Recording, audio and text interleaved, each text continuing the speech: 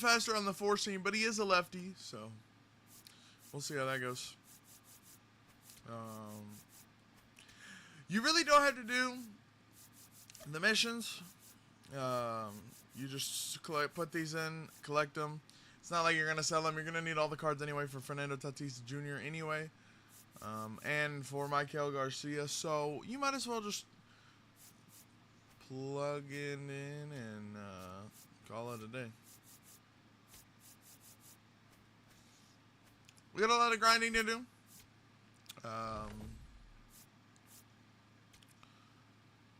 So you know,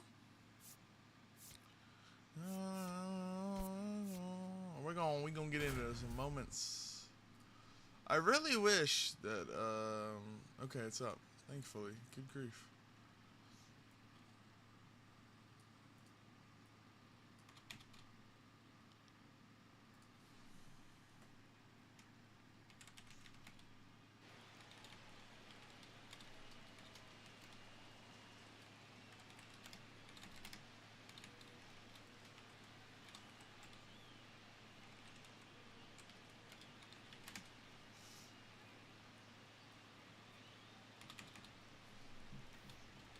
Batting fifth, the first baseman, number 2, Young-Fu.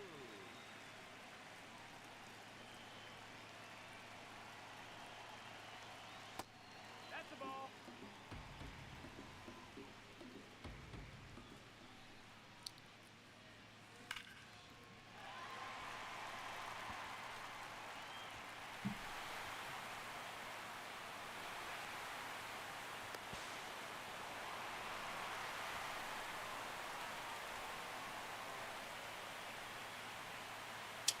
We're gonna hit a home run.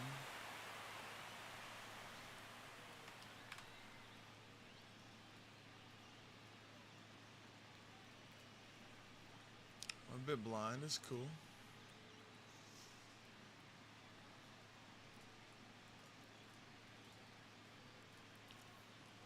Batting fifth, the first baseman, number 2, Young-Fu. Holy! All right, we are finally ready. Morning in my head. What am I swinging at, bro? Ain't got no time. But to answer your question, Thunder, no. Ty Simpson will not be a Cardinal. He probably will, to be honest, and that's gonna make me really upset. Because I'd hate to take a great quarterback from the Pittsburgh Steelers. So, you know. Alright, well that's not coming back. Chad, I got some streaming / content things coming Friday to improve the stream, so we'll see how that goes. Also, new series dropping on Friday, !YT, or if you're watching this on the old Red app. Tony, he will with pick 24. I'd rather just be absolutely terrible. Give me Garrett Nussmeier, guaranteed horrible. Garrett Nussmeier, give me Garrett Nussmeier. We're guaranteed to not win a game. I'm okay with that.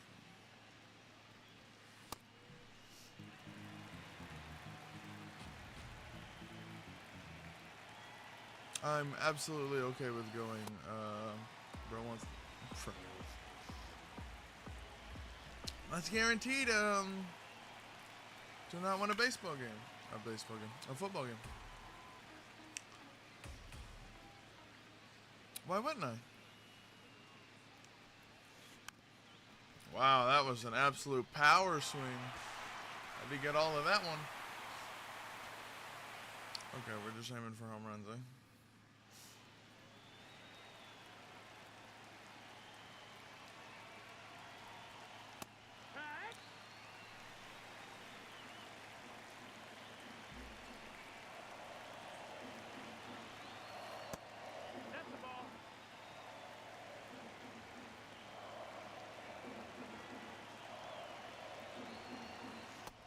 What am I swinging at? Yo, GG's.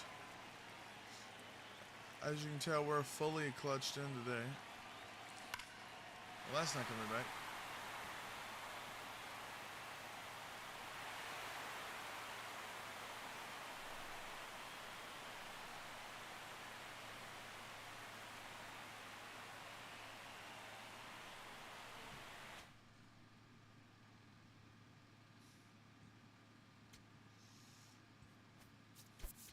Tally 4 total bases.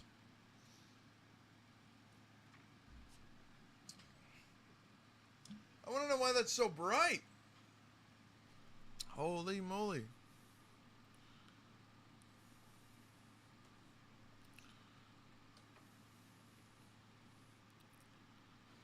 I mean, that's incredible. If I...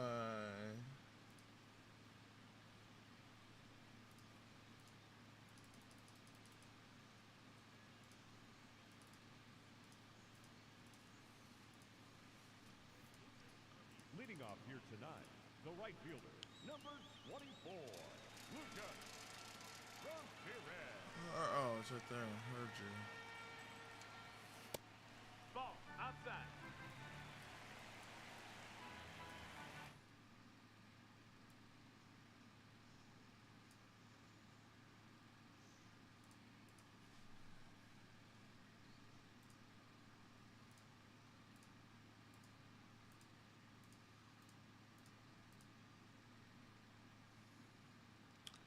Oh, no.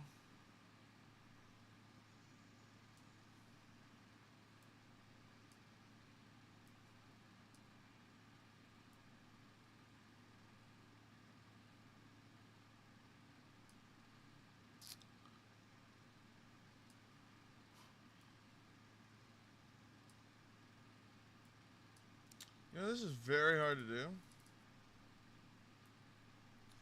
For some reason.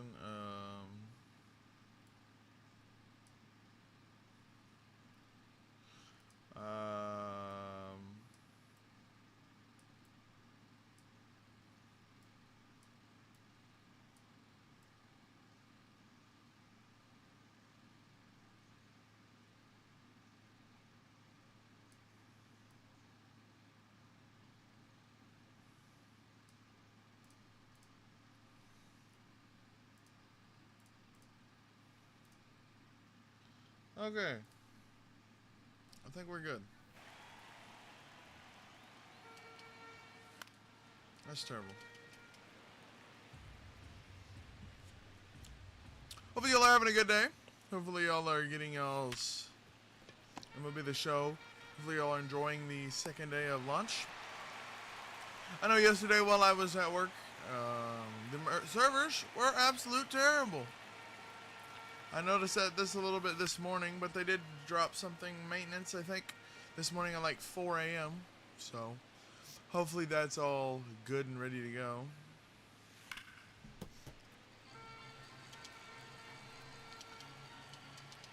So,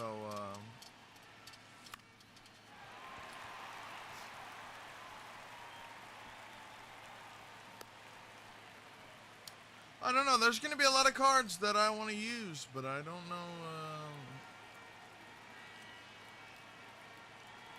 I don't know if I'll be able to figure out how to use them all.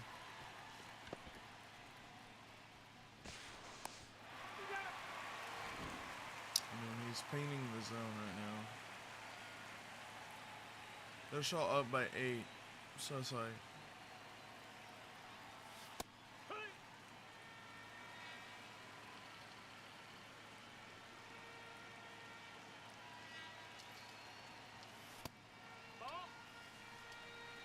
But yeah, hopefully everybody is doing well. You know, hopefully the server issues stay away for good. That's a okay. Check swung in there. I just cannot get under the ball right now. What are we doing? I came home to play some mini season games. Just a few, trying to work on my St. Patrick's Day program, and It was a struggle, that's for sure. My goodness. Very laggy.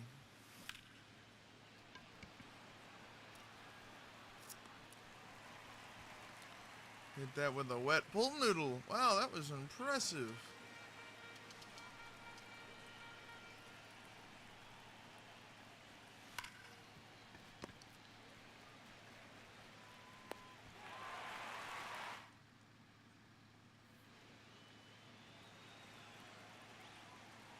Painting the lower corners of the zone knowing I can't get to them is inspirational.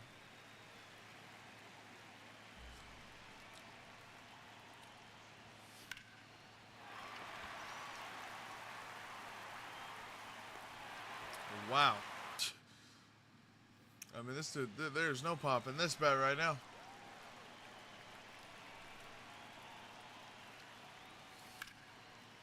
That's foul.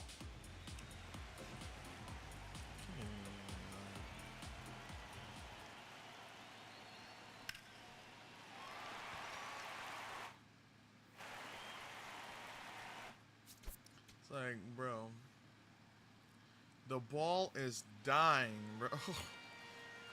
I mean, I'm missing it. I'm missing it too, but like, holy. Ball.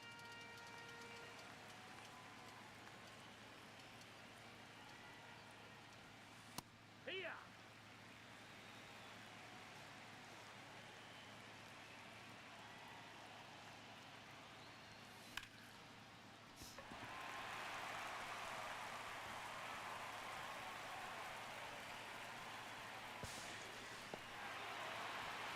Dude almost threw me out.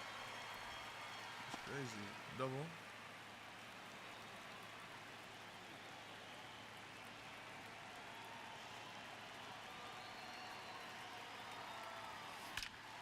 Oh, there we go. Into the bullpen.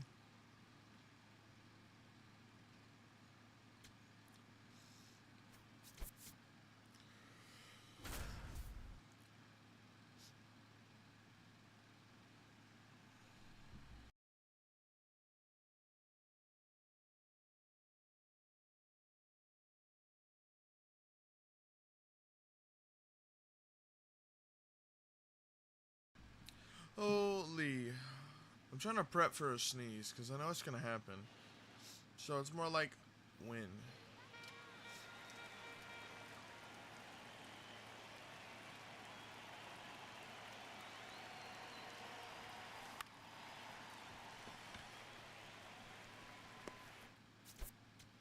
That's terrible. I need that home run anyway.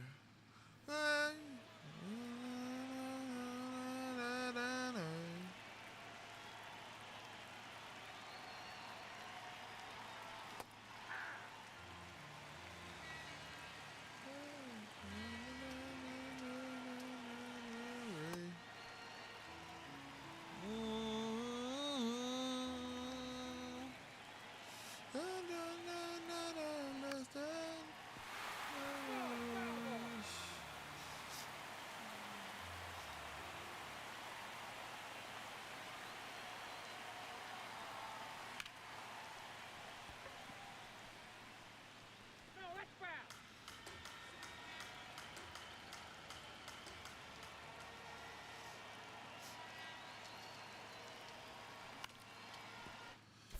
I mean, I'm just missing it. I know, holy.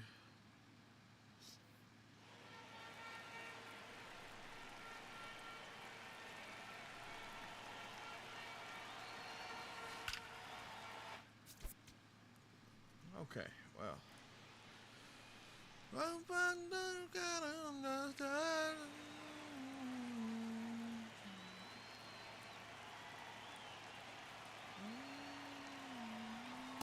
Ball inside. Holiday.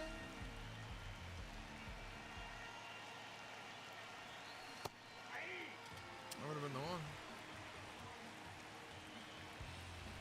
That would have been the pitch to crush.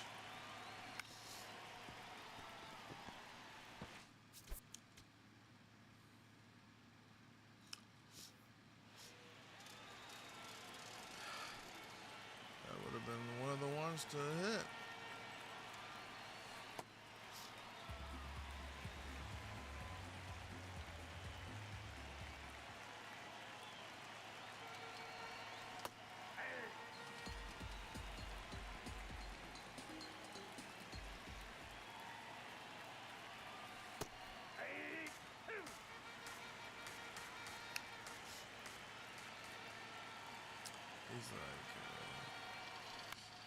He's like throwing a slider mid in and then throwing a curveball that hits all the parts of the zone. Nice, bro. Really gonna show down. I mean, I'm not gonna get a check swing anyway, so I don't even know why I pressed the button. I might as well just full swing.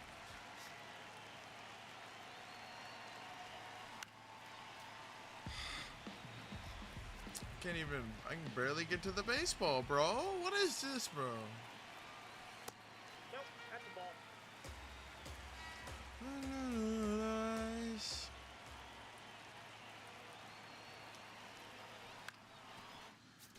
I need to put rise on the baseball.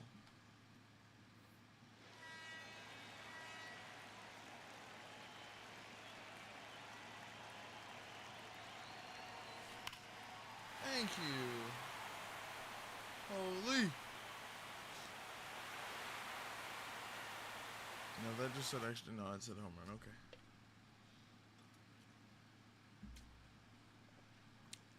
I was about to say, bro.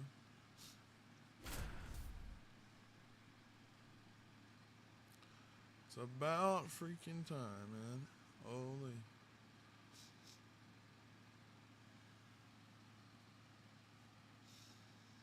It's about time.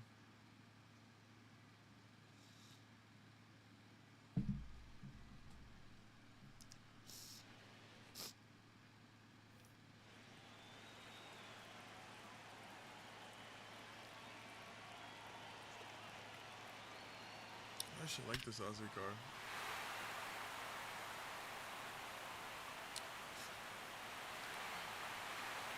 First pitch swinging, 93-mile-an-hour four-seamer right down the center. You'll get them on the big jobs.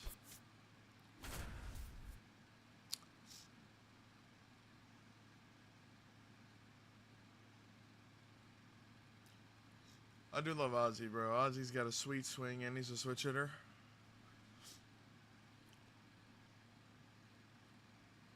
Most of the prevalent starters in this game are lefties.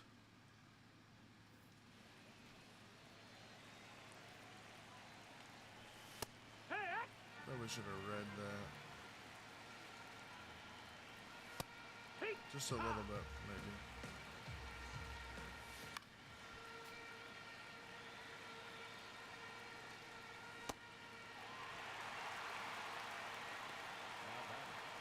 But it's like pitching or something. Wow, that was a really bad pitch.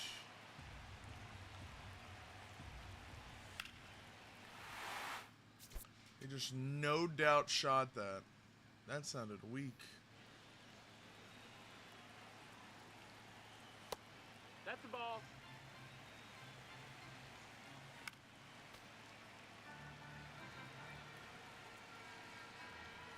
This dude doesn't have a sinker nor a cutter. Oh my.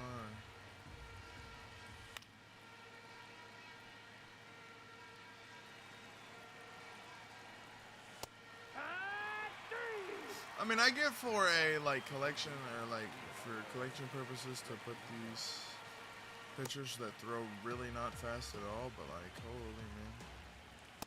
Yeah.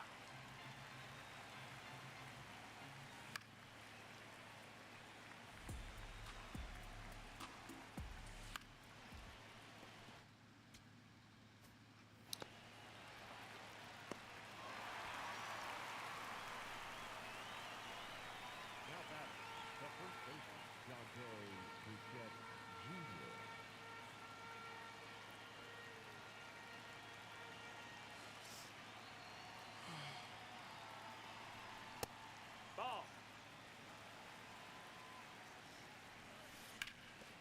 That's ball.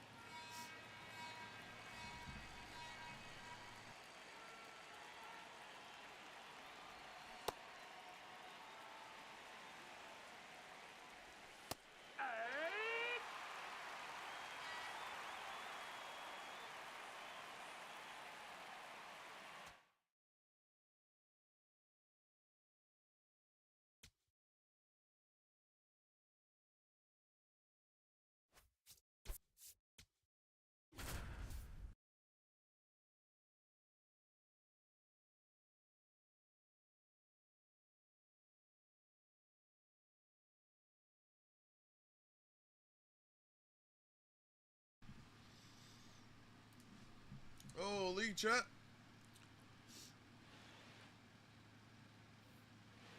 Now batting, the third baseman.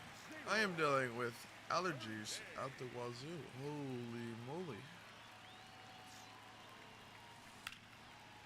This only happens when I'm dealing with allergies. My eyes like just start to get watery for no reason. Holy.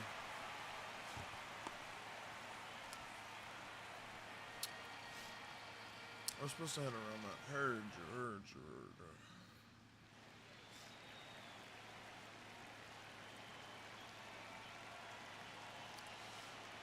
You and that emo, bro. You still be lurking in her chat, bro? What the world? Or is that your own emo?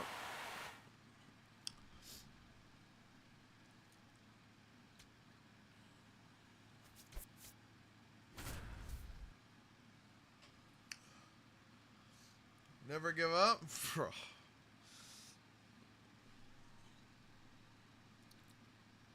I thought that was the point. I thought you were supposed to give up.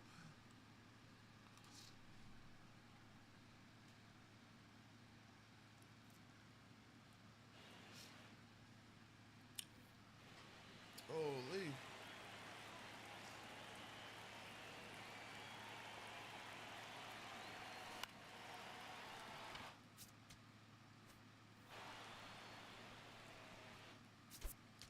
I don't want to waste an inning.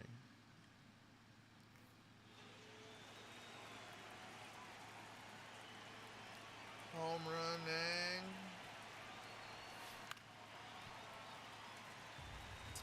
Imagine.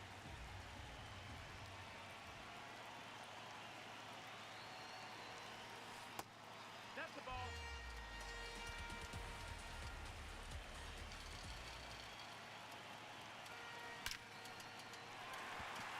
There we go. At least a base hit.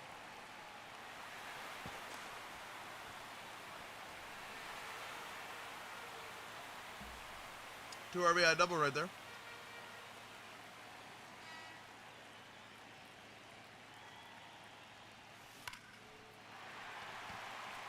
I mean, just died. Oh my gosh.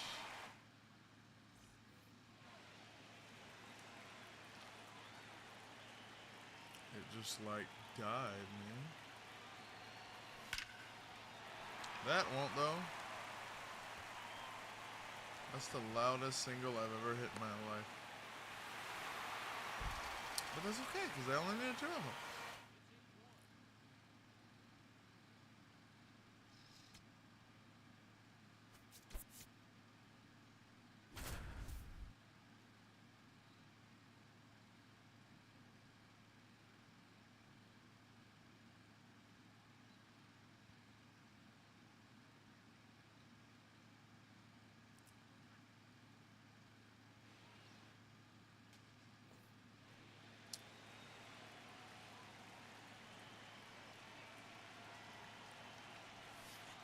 Pack. This dude's control must be off the hook, bro. Golly. 99 control, bro. Golly. The region of missing on this pitch is crazy work, bro. If you put it there, it's going, man. That's crazy.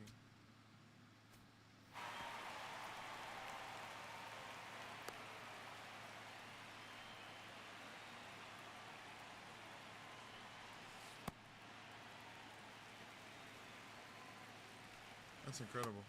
Low ball.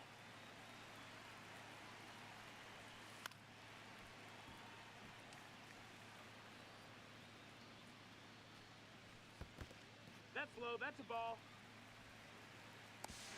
No, he's safe. Good thing it doesn't have a cannon.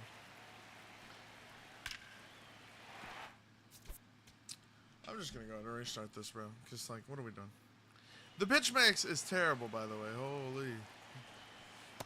Hee-haw. I don't like the pitch mix.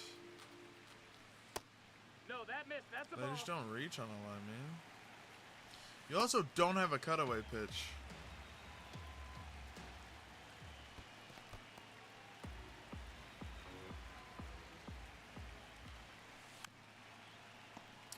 You don't have a cutaway pitch. Like, what are you supposed to throw? His curveball.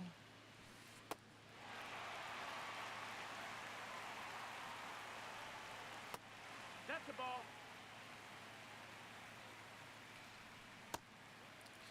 Dude's basically pitches BP, but yet he's able to get outs. Because that's real life.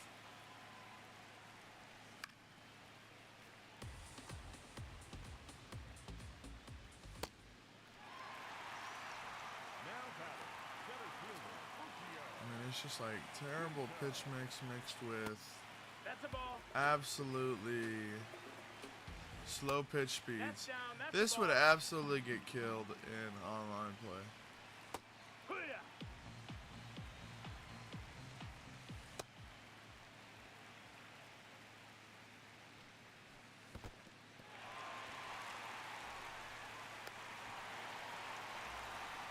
I don't like the card at all. But hey, we get through it.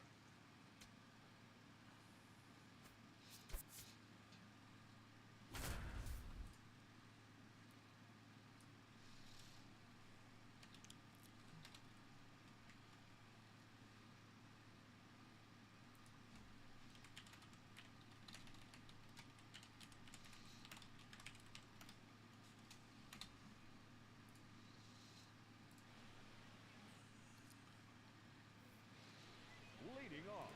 The first baseman, number 9, Panda.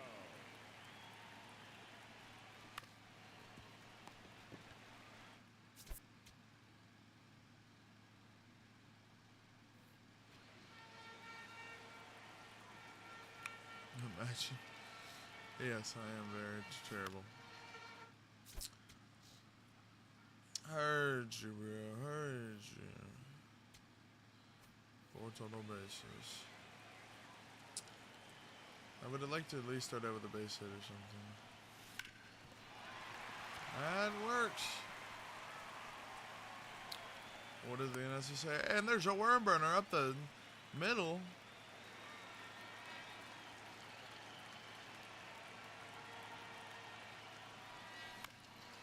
I mean, brother, stop throwing ground balls, dude. Oh my gosh, bro, this isn't like coach practice. Not grounding ground balls here, bro. What are you doing?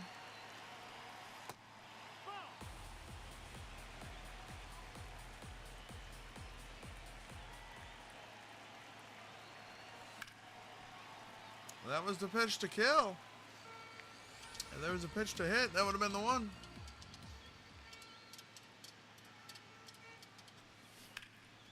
Instead, I hit a like absolute missile to the first baseman. Love that.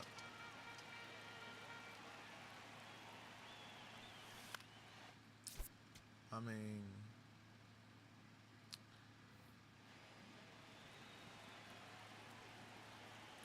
this dude's got an A6 set of pitches and he's throwing trash.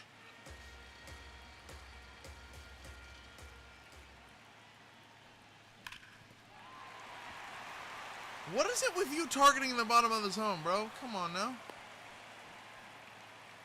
I need bases.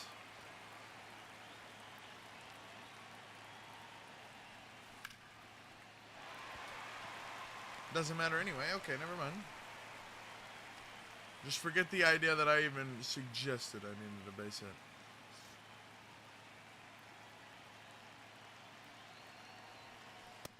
So I'm either gonna get like terrible contact or I'm gonna hit a home run. I can't get in between. Heard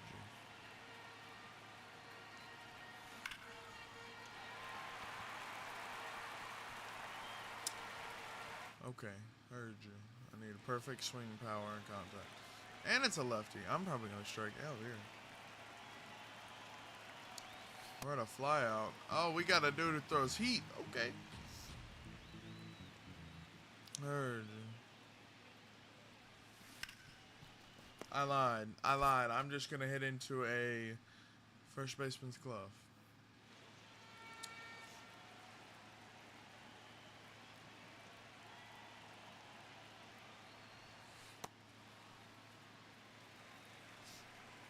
don't understand. I really don't. Ball.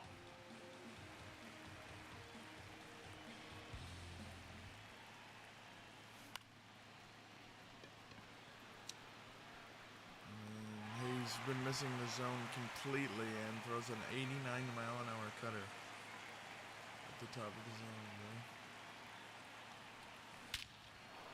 Okay, thank you. Holy.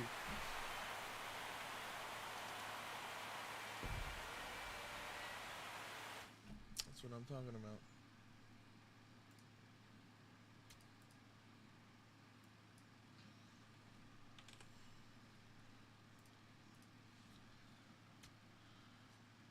I'm never going to use that card in my bullpen ever.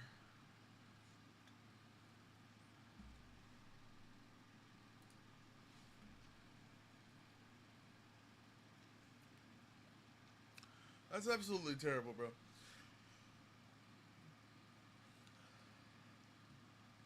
I only needed 3 bases there, and I hit for a freaking missile.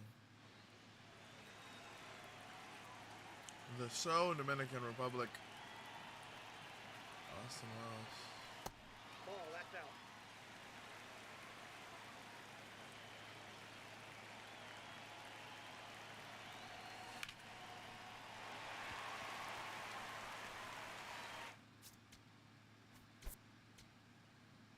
Heard you. Heard. Now batting, the pitcher, number 28, Austin Wells.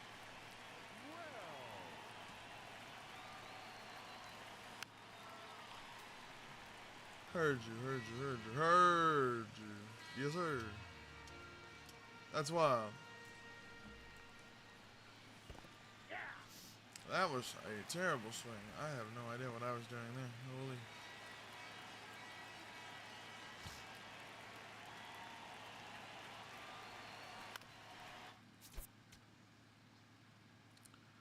I mean, bro, what are we throwing, dude?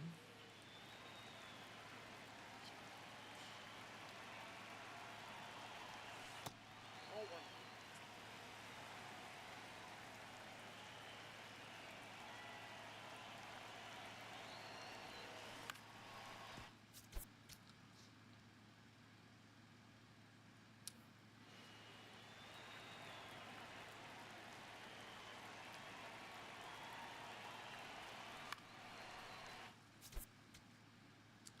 Oh my gosh, dude. Holy.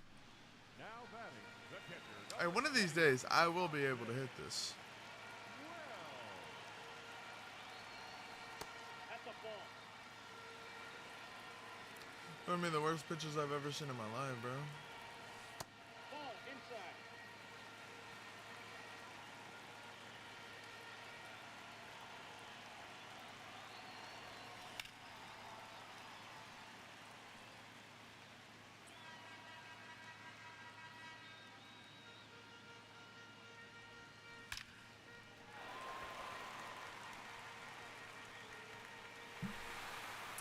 I wasn't sure if that was going to go or not.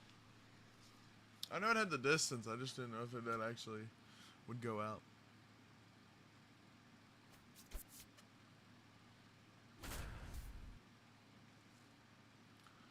Chad, these moments are for taking forever. I can't lie. I cannot lie. It's taking forever. But hey, the moments are worth it. Especially if you don't suck like me, you know, you'll probably be able to get these done in a few minutes. Hut. His slider is so disgusting. His four seam is what like everybody likes about him, but like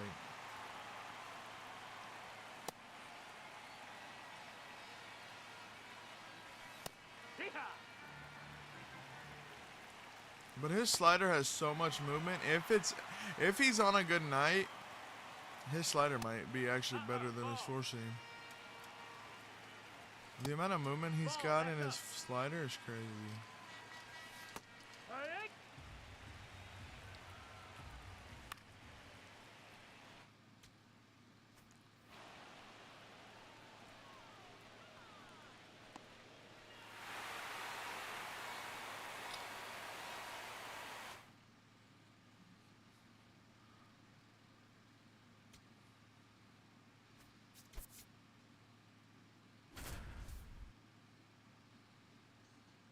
That's bright. Holy.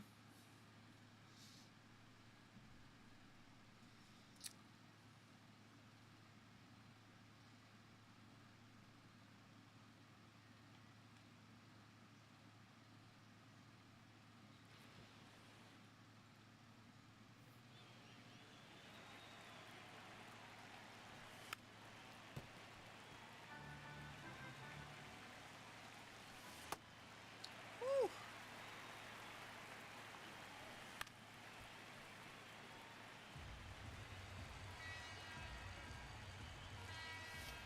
He doesn't have a cutter, unfortunately.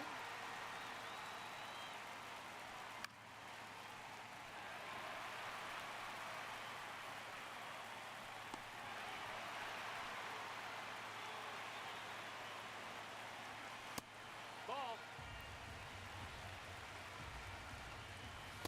Back one.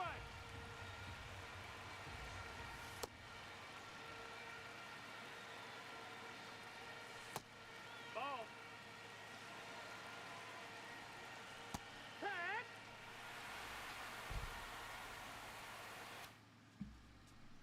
Wow. Pitch dot. Maybe not a pitch dot, but like he wasn't expecting it, so.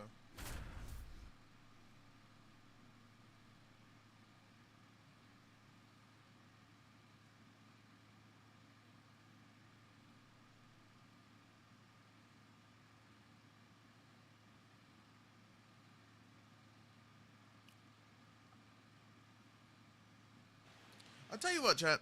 I walked into work yesterday, looking to do the usual stuff, you know. Because when you get on a rotation, you're kind of doing like sort of the same thing every day. I walked in yesterday because yesterday's or Monday's list was supposed to be like something that I completed and like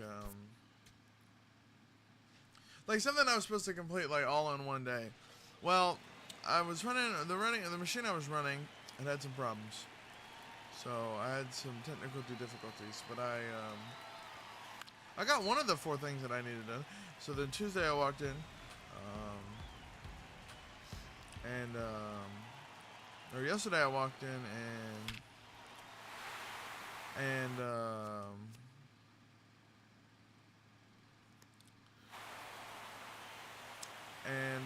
I finished the 3 things that I did because I luckily got 1 finished before I left Monday.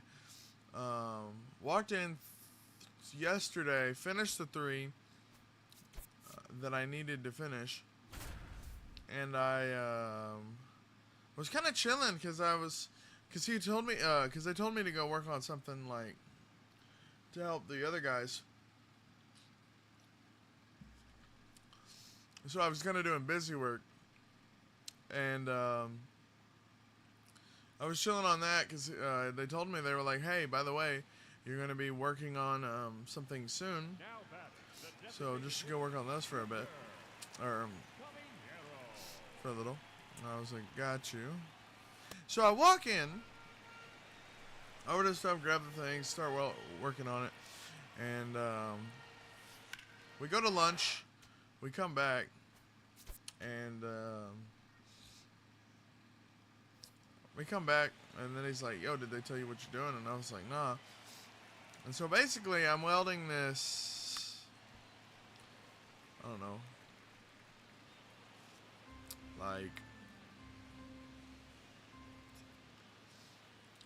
8 foot by 8 foot maybe.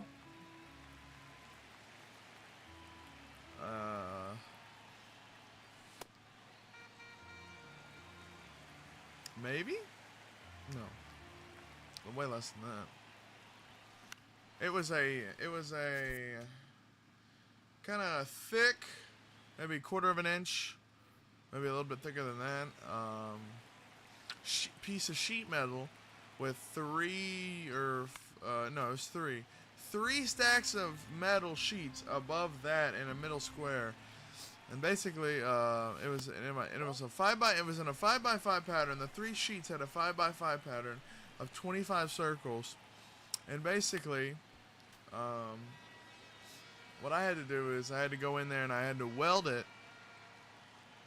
So like I had to connect the bottom the bottom plate that it was sitting on top of, I had to connect the 3 plates sitting on top of it to it, and then I had to tie that all in together, which wasn't that hard. Running a hot machine, you're gonna be able to get that. Nope. But yeah, it was very interesting.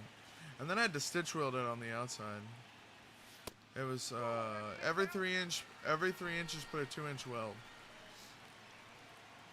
So it was very simple. I need to hit a home run, Paul Skeens.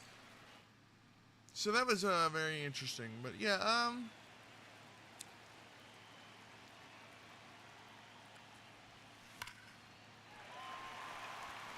I was so missed on that. Thank you. We all know it was a 4-seam, I think, or a sinker. That was supposed to go a little bit lower in the zone, but hit right in the swing house. Ooh. Oh, no. I'm going to finish these. But that looks promising. I don't know what pack I just got there. But that did look promising. If you're on YouTube, I appreciate it. Be much appreciated if y'all hit the like, maybe subscribe, you don't have to. If you're on Twitch, !Prime, so you don't have to watch ads. If you don't want to watch ads, !YT in the Twitch chat. You can find a non-ad viewing platform over there.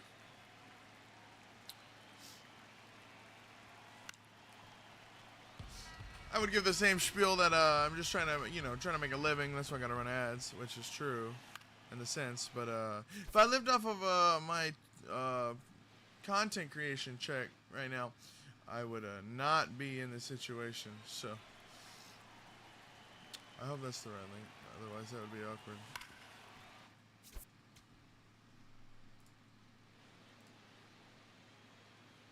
It is. Works. Goody.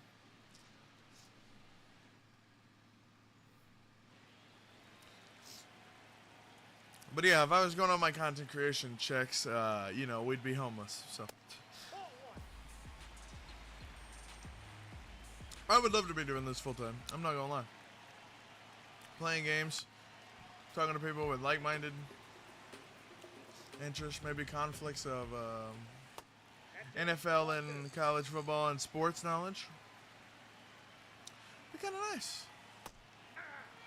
But I do appreciate any of y'all who watch. You don't have to sub. Just being here is it's like the donation thing. It's like you don't have to. It's not necessary. It is appreciated, but it's not like you don't have to. Cause subs are more like cause subs are supposed to be like a thing to support a creator you like, and a lot of people turn it into just a way to, because a lot of creators turn up the ads 1,000,000,000% so that you're getting like 25 minutes of ads so that you're not subscribing because you like their content. You're just subscribing so you don't have to watch 35 minutes of advertisements. Which is, hey, man. And they're probably doing it full time, so it's like,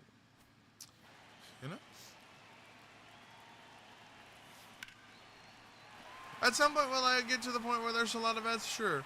Will I try my best to keep multi-streaming? Absolutely. I watch your ads. Appreciate it, bro.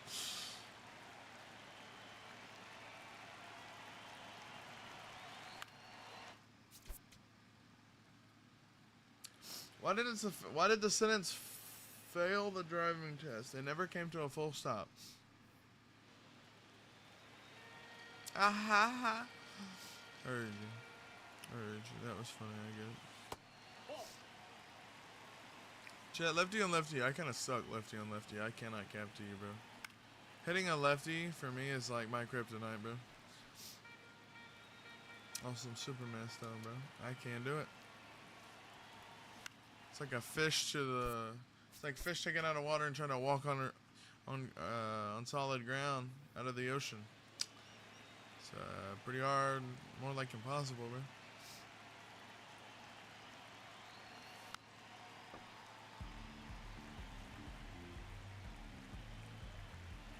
Especially certain lefties, because, like, Soto, like, I don't know, because, like, it's kind of like real life. You only barely get to see the ball, like, right as it's in the motion to come towards you in the batter's box. So it's like you only have like a few seconds. I don't know how many seconds exactly, but I know you got a few seconds. Okay, well, I hit that one.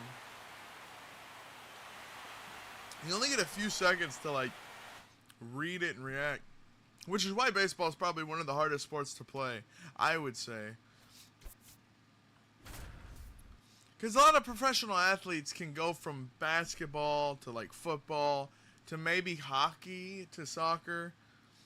But it's very hard to play baseball. That's why what Kyler Murray was doing in college was so insane. He was able to play football and college baseball at an elite level to the point where he went first round in both drafts.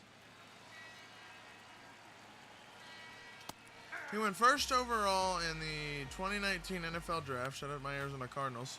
That wouldn't have happened if we would have drafted Lamar Jackson. But hey, who am I? That'll haunt me for the rest of my life.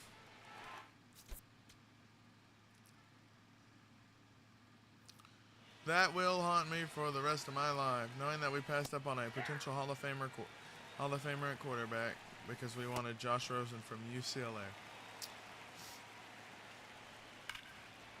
I mean, the year of the Josh Rosen draft was pretty tough. I'm not gonna lie, because you had a Heisman quarterback who totaled up for 4,000 yards, who had 2,000 plus on the ground, 3,000 or 3,000 plus through the air. I mean, Lamar Jackson had an incredible senior year or junior year at Louisville. Another Louisville player you might know. Kyler Murray better? Oh yeah, no, there's no question. Well, not better than Lamar. Absolutely not. You give me Lamar Jackson and you can have Kyler Murray, and I guarantee we win. We get to the playoffs way quicker. Lamar's just an active elevator. But you had the Josh Rosen draft was interesting because like you had players. If I remember correctly, you had Josh Allen go at number 7. You had Josh Rosen go at 10, and then you had Lamar going at the very last pick.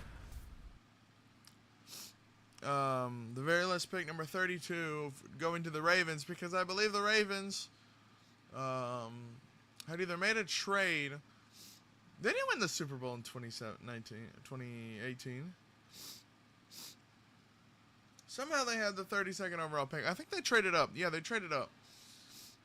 I think they traded up from the early second rounder because they were kind of whatever. They were trying to move on from Joe Flacco, which is understandable. What is that pitch?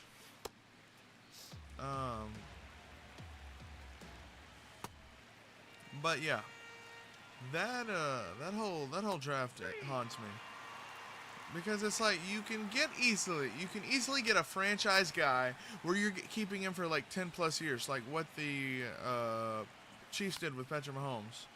Sit him for a year and then bam, becomes one of the greatest quarterbacks of all time.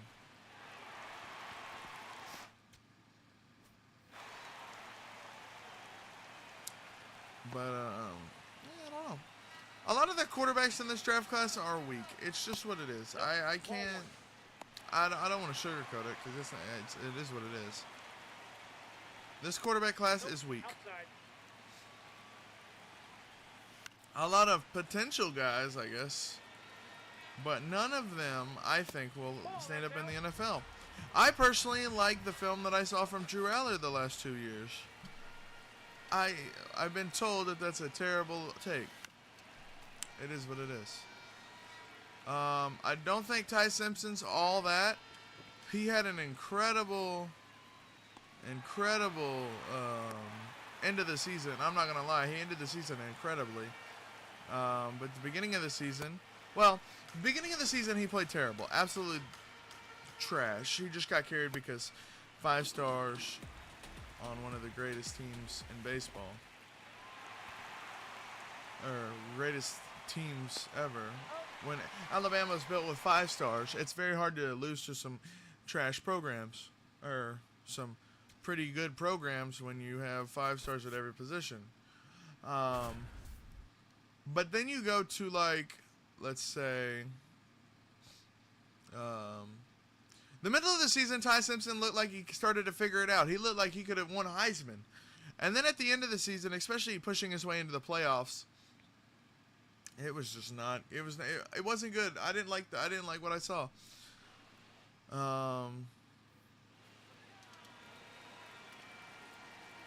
And that's kind of that. I mean, Ball, that's missed out.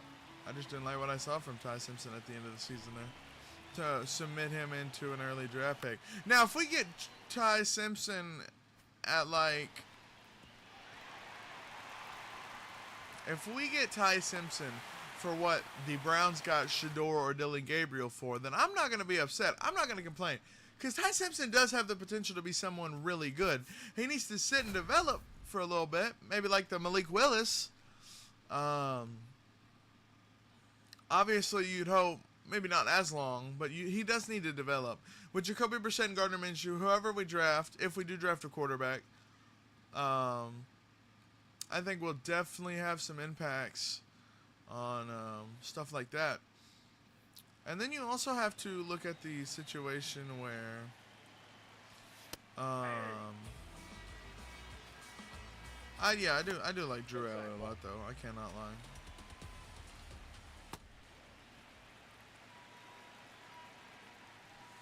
Ball, that's off the plate.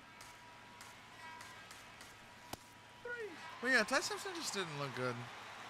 Drew Aller is the best, I think. And I would actually flip. I would turn this room into a disco party if the Cardinals selected Drew Aller. I don't think he'll go early. I think Pittsburgh will see their opportunity to get a quarterback named Ty Simpson. I imagine they have a decent high second round pick. If not, I'm sure they'll trade in. Because someone's gonna draft Ty Simpson. Who that is exactly, I'm not sure. But I do think someone will draft Ty Simpson a lot earlier, kind of like what the Saints did last year with Tyler Shuck. Now, the Ty Simpson Tyler Shuck difference is very large, and then the fact that Tyler Shuck is a 26-year-old second-year rookie from Louisville who was originally started. Let's just say he's so old that he was in college. He was literally at Oregon when Herbert was at Oregon.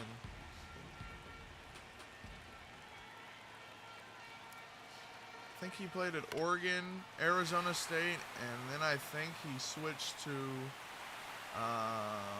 Louisville. But yeah, Herbert and Tyler Shuck were in college together. You know how crazy that is? You know how old, like, that's crazy for an NFL player. Like everybody W is crazy. Everybody was thinking that, like, CJ Stroud, CJ Stroud had a really tough season last year. Sophomore slump, and then his third season was even worse. Or, well, a little bit better, I think. They at least got somewhere. But you get to a point where, you know,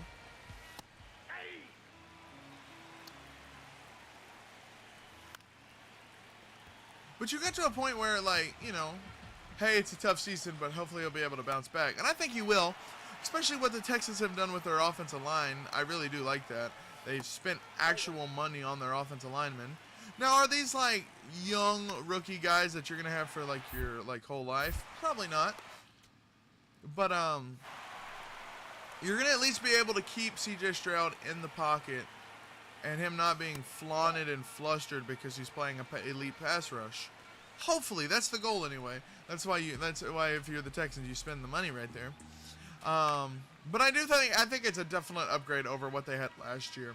I don't know why they haven't spent more time, and I just gave up a run to Kyle Schwarber. I don't know why they haven't spent more money to fix up the O-line when you know you have a franchise quarterback in C.J. Stroud. Ball, that's off the plate. You spend it on offensive linemen, and a lot of teams could be said the same thing about. I just don't know why. I just don't know why they didn't do it sooner. It's kind of like a last resort thing. Like, hey, we're in the hot seat. We get to the playoffs, and then we can't do anything. That's really unfortunate. Apologize for that. But, like, it's like CJ Stroud had a terrible season, yeah. And you hope he bounces back, and you hope he does something different or something better. I agree. I wish the same for him. The thing is, CJ Stroud's only like 22, 23, 24.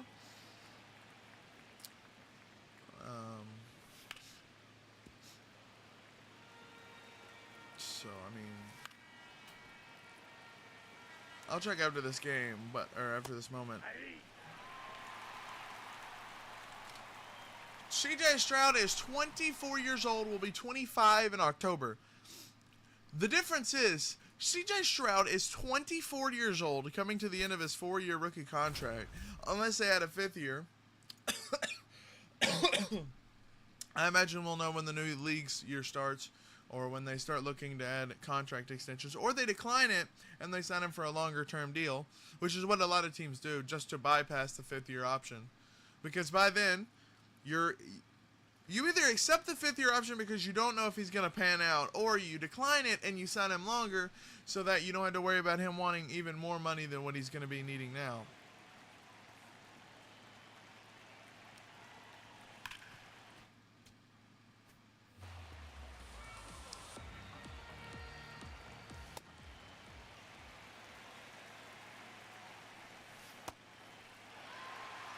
So, yeah, you really, really, really, really hope that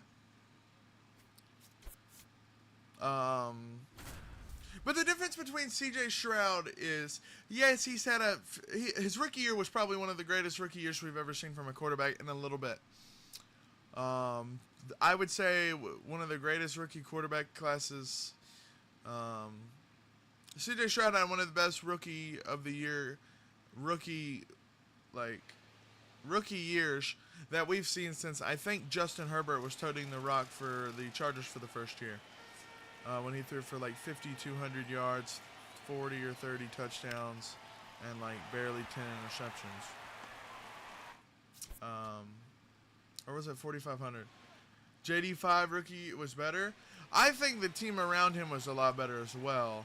CJ Stroud, that team was like, it was cool, but it isn't anywhere where it is now. I think Jaden Daniels' team was literally a quarterback away from making the playoffs. The Texans team, man, I tell you what, that team wasn't it wasn't really that great at all. Sure, they had Stingley in the year before, but it wasn't anything. Jaden Daniels definitely got put in a better situation. He elevated that team a lot, but like the team around him was so much better. He had good weapons. Terry McLaurin, a healthy Terry McLaurin, a really productive Zach Ertz, Austin Eckler in one of his final years, a really decent defense that spent a lot of money on.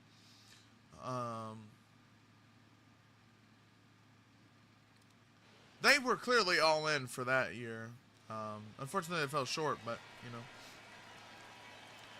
But CJ Stroud, I mean, that team, his rookie year is probably one of the best we've seen in a while. And sophomore slump is a real thing.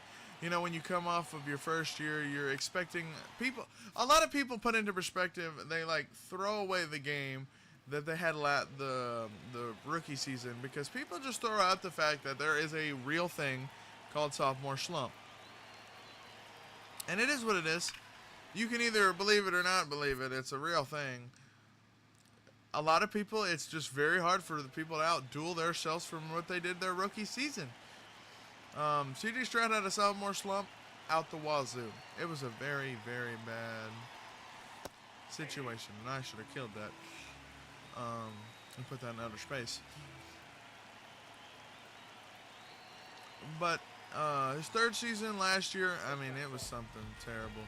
Luckily, CJ Stroud was surrounded by probably the number one defense probably the best defense we've ever seen in the 2020s especially. I need to turn these off. This is going to get annoying. My favorite thing is when I turn these off and then they turn back on anyway. And they go crazy. But yeah, but 100%. Third year was terrible. But luckily he had probably one of the best defenses I've seen since the 2010s era of football. Probably the greatest defense I've ever seen in my life. I mean, elite DBs like Derek Stingley and Kamari Lassiter with Jalen Petrie when healthy. A really good linebacker core with Henry To'oTo'o, Aziz Al-Shaair. I'm sure there's another linebacker I can't think of. Then you have probably one of the best front fives, front fours, front sevens even. Daniil Hunter and Will Anderson coming off the edge.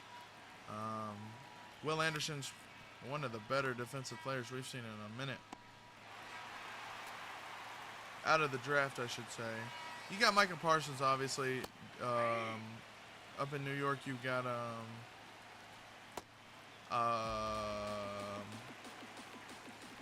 up in New York, you got Brian Burns. You've got Penn State dude, number 11. His name will come to me eventually.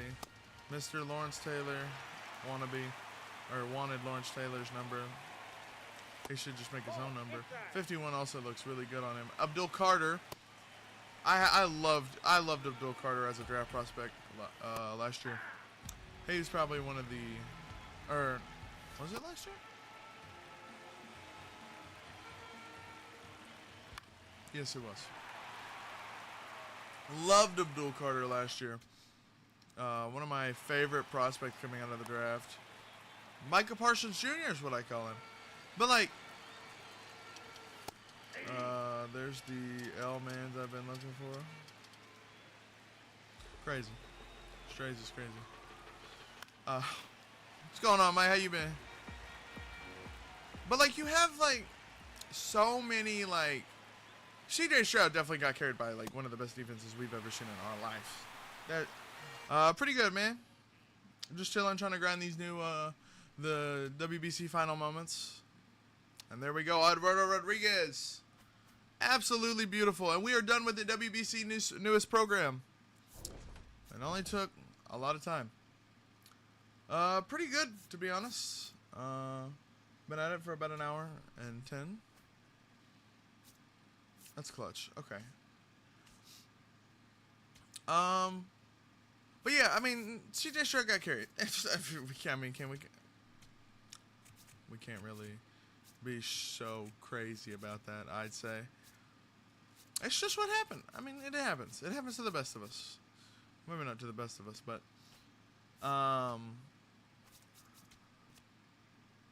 sinker, slider, four seam. Any of you have a cutter? Ooh.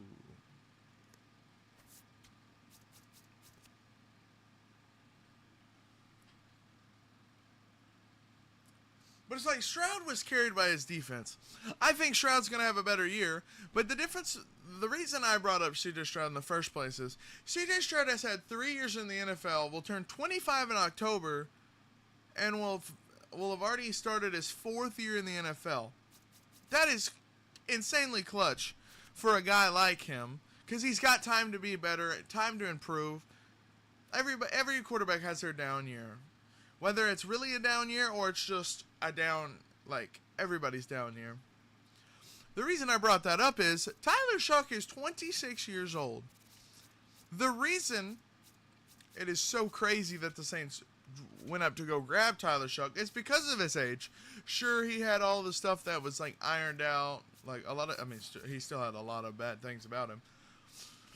But like, you sit at a point where you're like, you're kind of just sitting there and you're like, why did the Saints go up to get him? And everybody was wondering that. So you're not alone in that regard. 26 isn't old, to be honest. For a quarterback, absolutely. For a rookie that you want to develop for a long time, absolutely. Trolling, by the way. I figured. But CJ Stroud had all that bad stuff, and he still has a ton of time to get better. I'm going to make a joke about my X is 24. Dang. Hey, man, at least you had an X. You know what I'm saying? But, like, there's so much time for CJ Stroud to get better before. Because quarterbacks, luckily, the quarterback longevity in the league is late 30s, early 40s. So if CJ Stroud is able to progress into that franchise guy, which most of the NFL knows, he's very capable of. That's also very bright. But a lot of people know know that CJ Stroud is capable of being a franchise quarterback. If they don't, they're lying to themselves, or they're in the same division as him, and they're hoping he doesn't pan out. Kind of like the Daniel Jones situation, which I wouldn't mind that either, because then if he goes to the Cardinals, please, so he can throw to Marvin Harrison, please.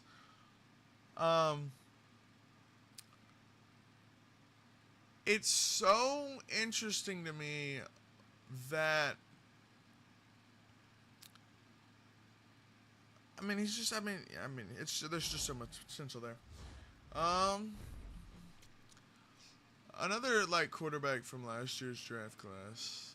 Cam Ward, absolutely phenomenal rookie season. Probably one of the best rookie seasons I've seen from the Titans in a long time. And I live in the States, so I would know. Marcus Mariota was inspirational, by the way. Really good player. Now, obviously, you were hoping that Will Levis was going to be your golden child, as they say. Wasn't that at all. Wasn't even close. Mariota is what they called him. But, like, no, Levis didn't care for him. But you were hoping that, you know, that Will Levis was going to turn into something. Because Will Levis showed some flashes. He did. I'm not the biggest Levis guy, or I was during the draft, because I thought his tape was really good.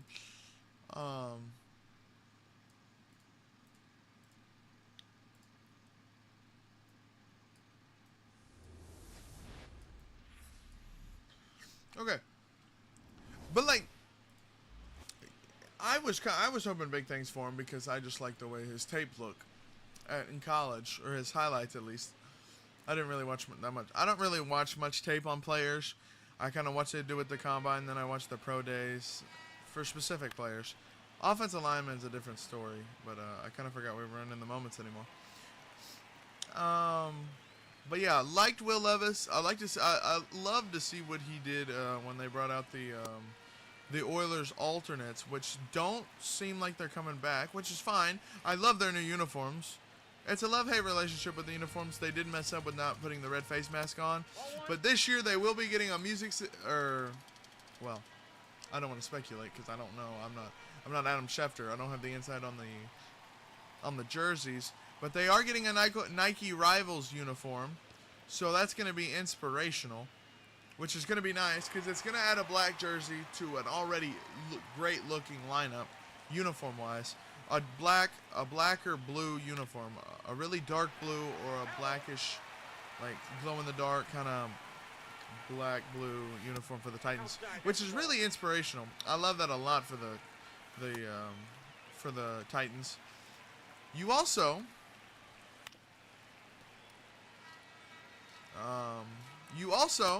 after this year's over, after you're done rocking the 3 uniforms, technically the 2, because you're only allowed to use the Nike alternates in the certain game modes or certain games that are available.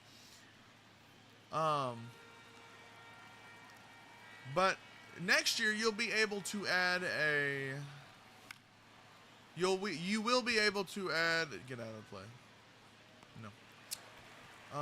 You will be able to add some alternates if you'd like. Now, obviously, you're expecting that to be like red, like the Texans alternates, red with like the red bullhorn on the side. You're obviously hoping for that. At least if you're a Tennessee Titans fan, I think you would. You're also hoping for a red face mask to be added, but it'll be the first year. I love the uniforms, by the way. Blue, the white on white, the blue on white. I don't think blue on blue is gonna look really good, but to each their own, I suppose.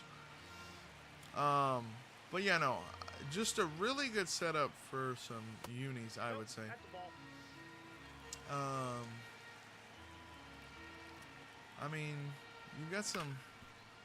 But yeah, Cam Ward looks like to be the franchise guy. Now you'd hope that the Titans would get some, get a solidified wide receiver one. You spent money in the offseason. I love their pickups. Just gave up a tank to Korea. Sure, you'd love to see the Titans pick up a real wide receiver one. Calvin Ridley, unfortunately, just has not panned out. We saw that when they signed him. Technically, signed him. I think he was a free agent anyway. They handed him 4 years, $100+ million. Hasn't really panned out. Has he been on the field? Not really. He's been kind of injured. But when he was on the field, you didn't really know. Because Shamir DK, probably one of their best wide receiver draft picks I've seen. Or I think. Even if he's not a solidified wide receiver 3 or wide receiver. When Kevin Ridley's off the field, a wide receiver 2, because now you have Wan'Dale Robertson, which I love the signing. I'm glad that you didn't break the bank for him.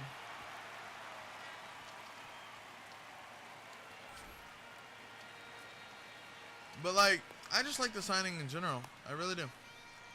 I cannot seem to find the zone with this guy.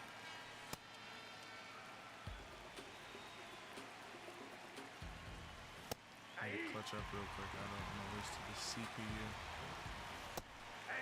Beautiful. Okay. I want to know your thoughts on the Wan'Dale trade. The Wan'Dale trade. Well, I'm just blind. The Waddle trade. Yeah, that's crazy. I think we're on the same page, but I don't know. Yeah. But yeah, I like the Titans upside. The Waddle trade is interesting to me. I love it for the Broncos. I really do. Solidifies their deep threat wide receiver with speed. Absolute blazing speed. Probably one of the fastest wide receivers in the NFL, if I had to guess. Love it for the Broncos.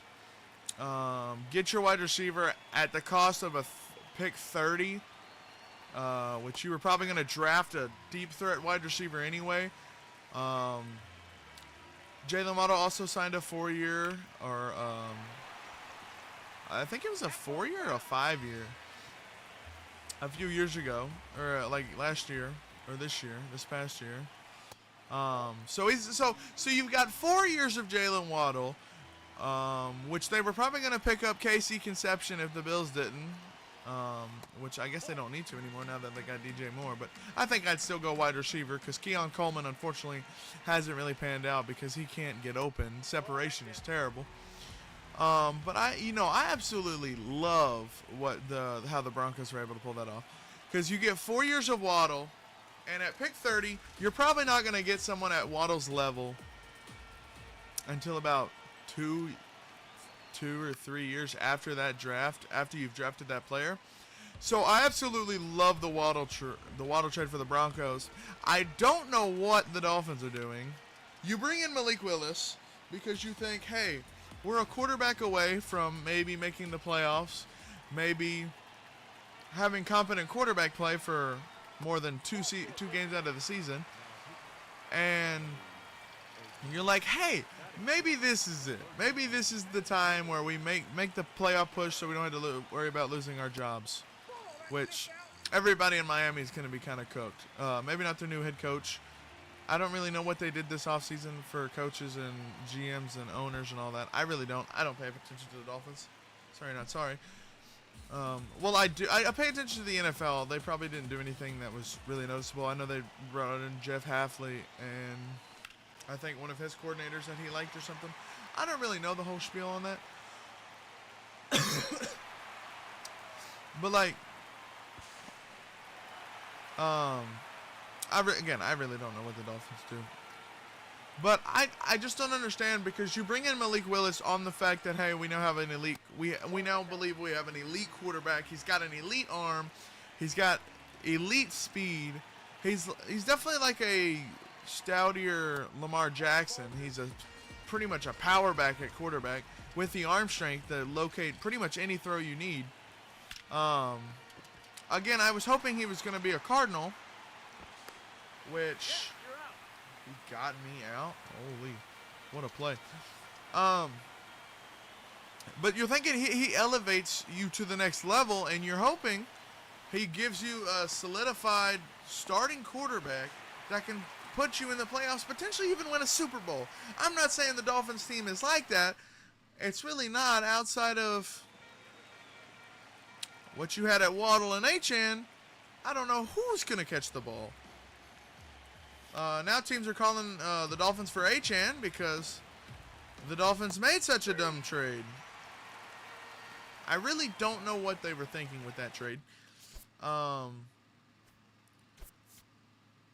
But like they still have,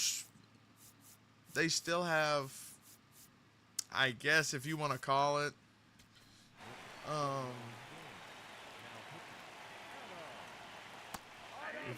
guess you still have Achane. I guess he can run routes too. They're gonna definitely target a wide receiver in the draft. There's no question now. It was definitely a point of interest, but like you had Waddle, so you could fall back on him, and Malik Washington could hold you over until like a second round wide receiver maybe, so you didn't have to get a wide receiver to make an exact or an instant impact. So you're hoping that works out. Wow, I can't believe you missed that. But now you're kind of forcing yourself. You're kind of forcing your hand at wide receiver now. Like, now you have to go get a wide receiver. I mean, I really don't know why you trade him. You bring in a quarterback and then you take away his weapons to prove himself as a starting job. What it feels like, wow, I just gave up another base hit to a guy I'm not going to pronounce.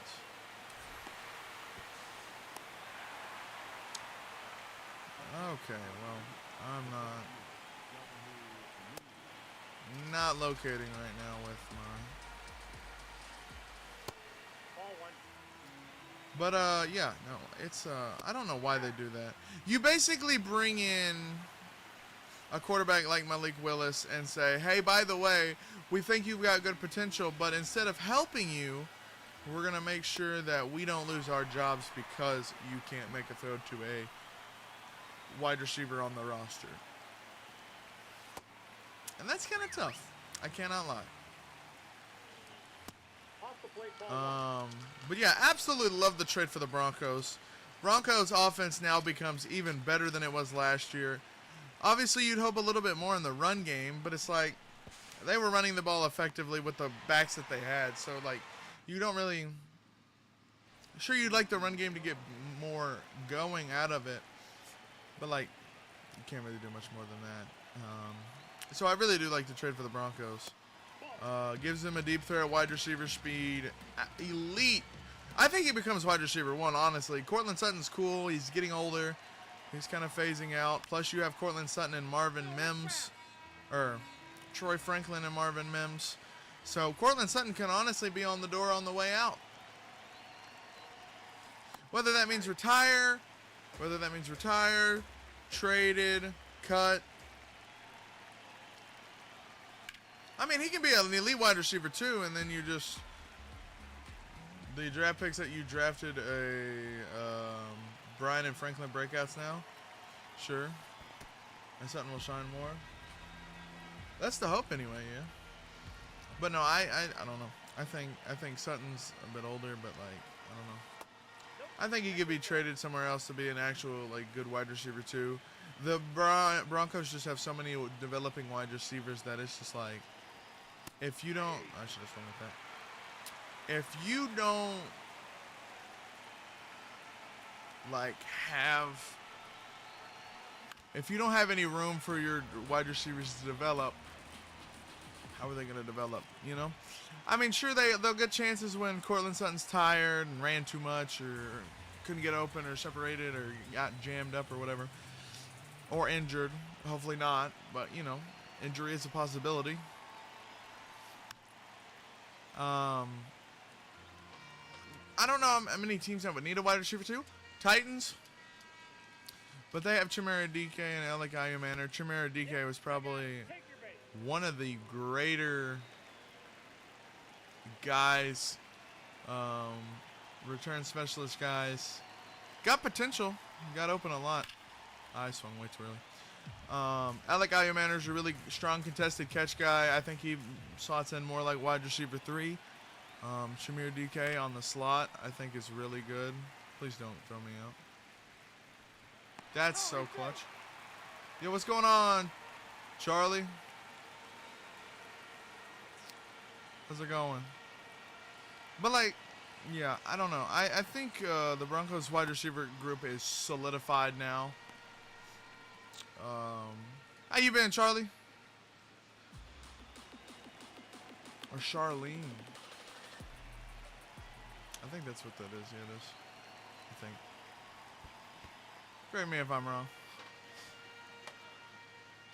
But yeah, I think the Broncos wide receiver core is definitely solidified. I mean, you really don't need to look at a wide receiver anymore.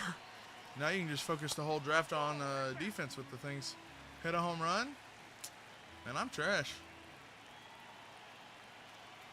If it was that easy, I wouldn't be down to Korea and the WBC. Nah, I'm using gold cards. I'm trying to do this St. Patrick's Day stuff.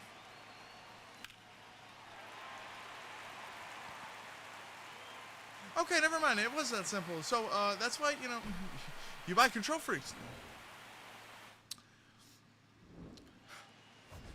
But yeah, I think the Broncos. But I think the Broncos wide receiver group is absolutely solidified with the trade. I really don't know what the Dolphins are doing. I don't. I would feel bad for Cap. No, I am very trash at this game. Oh, that was it? Heck yeah.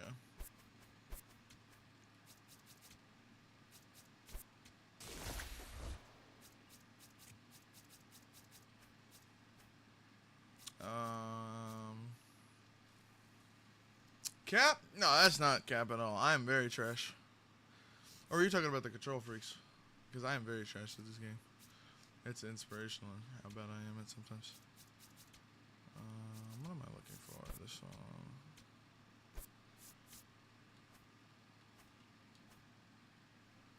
But no, it's inspirational how bad the Dolphins are doing at their job right now. It's kind of insane. I'm not gonna lie. Chad, we've hit on a lot of diamonds this year. We pulled Francisco Lindor on my second pack after I got the game. We're also equipping the Trash Panda.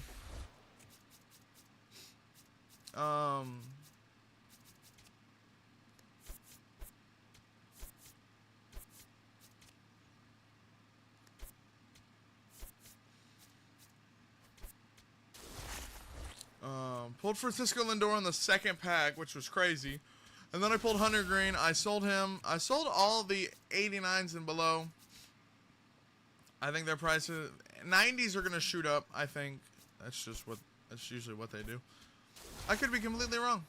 I could go down really badly. And I would be kind of tough. But,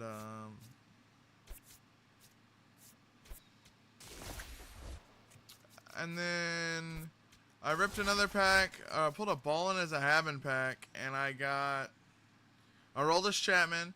I've gotten Cody Bellinger.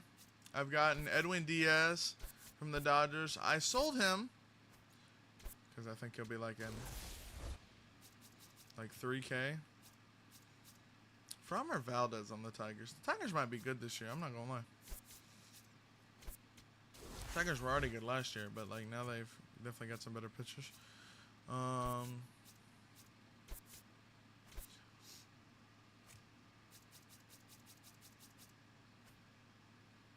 Contains 3 players.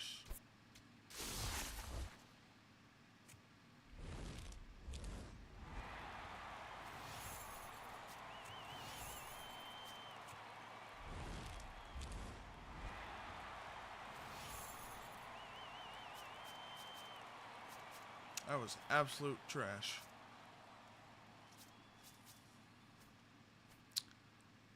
I mean, I guess I'll take it. I mean, it's more to the collection.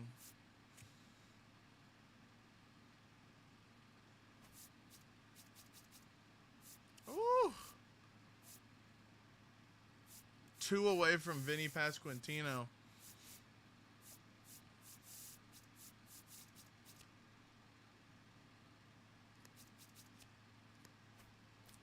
Imagine there's some new golds. But yeah, as y'all can see, I have completed the newest WBC recap program. It wasn't that difficult, honestly. All you really have to do is play the moments, and then if you've completed the other WBC programs like I have, pull A, pull B, pull C, pull D. I do need to try to get this Bryce Turing at some point, maybe. But then after you do that, all you gotta do is collect these, and that's 50 points. And then you get 50 points for doing the moments, and then you were done. That's 1, 2, 3, 4, 5, 6, 7, 8, 9, 10, 11. That's 11 WBC program cards right there. I need to finish this. So yeah. Packs were terrible. Are there any? Yeah, that's what I wanted to do.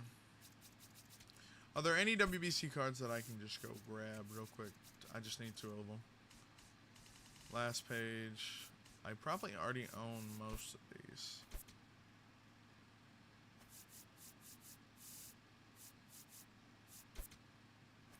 Yu Chang, Soto, Brian Bello, Matt Davidson. Ooh, Wilson Contreras. We're going to go ahead and buy him, and we're going to go buy Kyle, too, real quick. It's only like 3K stubs. I'm not losing sleep over that.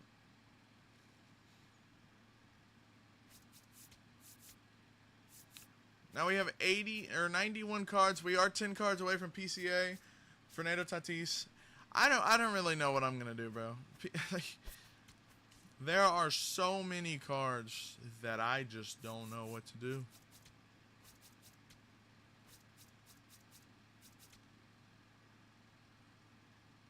Oh, Pasquantino is very nice. Decent, I'd say. How do I tell? Oh, 955. All right, we're about to hit P5 with Francisco Lindor. So that'll be nice, I suppose. 80, 90.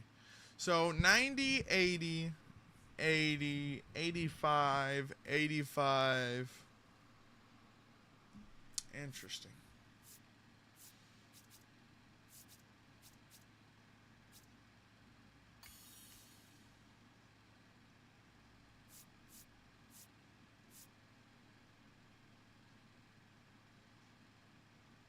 $92.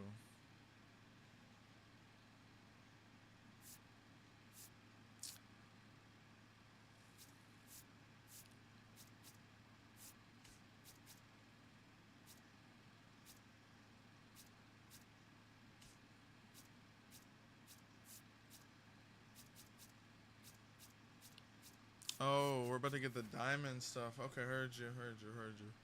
All right, yeah, we're just gonna run the base mod. I don't really. There's a lot of points where you just don't need to. But yeah, I just don't know what to do. It sounds crazy to say, but I really don't know what to do. In fact, I don't.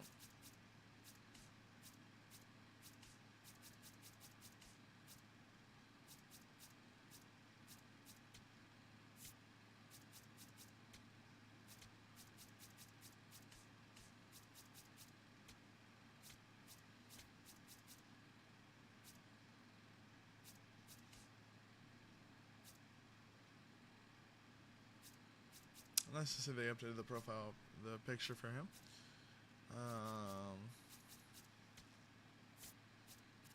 Breggy. We're looking for an 81 overall gold card.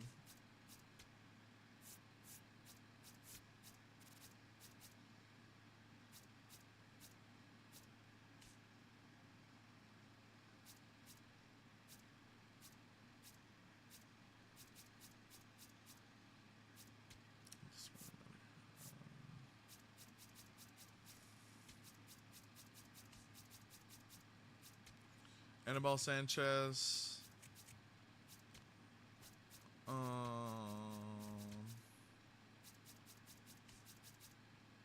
Sandy Alcantara as well.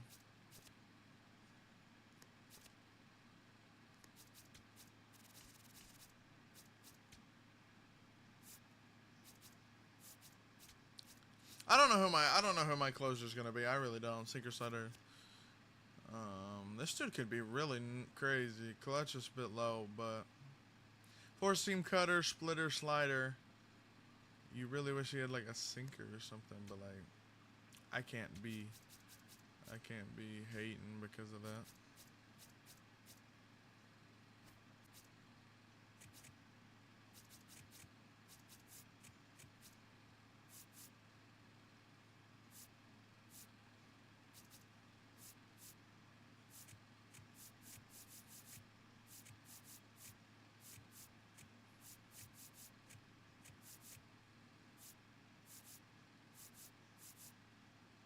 I think that'll be the lineup.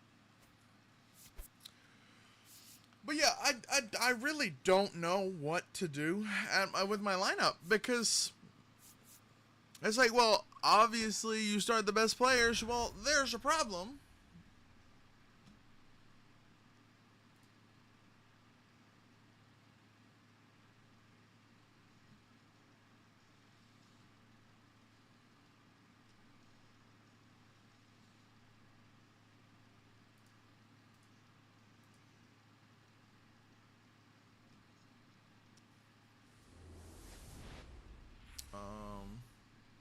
Okay.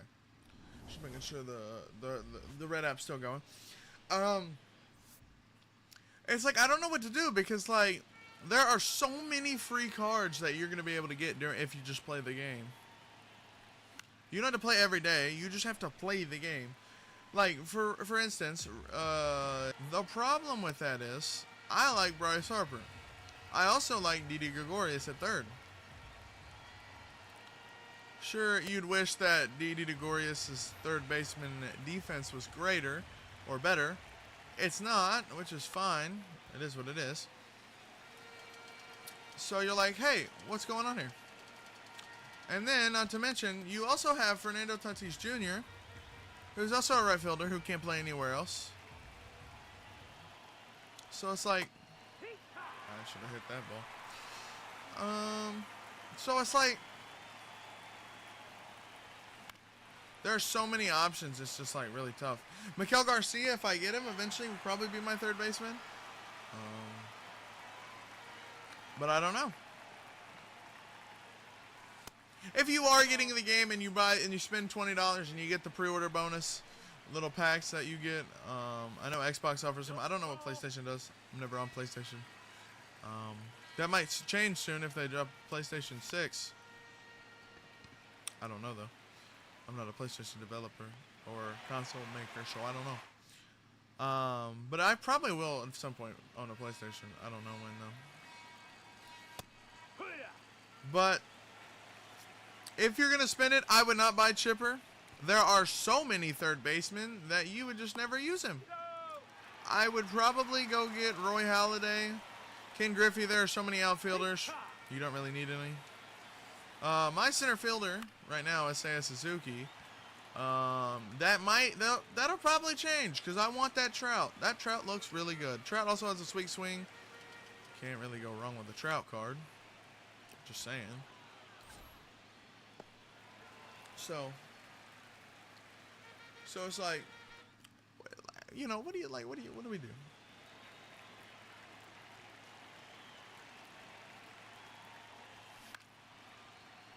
And that's a fly out there, Judge.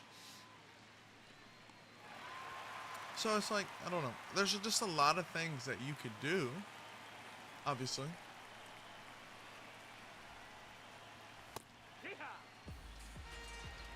I mean, beggars can't be choosers, I suppose. There's a lot of content. I'm not gonna lie. We're just gonna go into extra innings against Team USA, which is not a surprise. Team USA is really good. Well, they were good until they played Venezuela.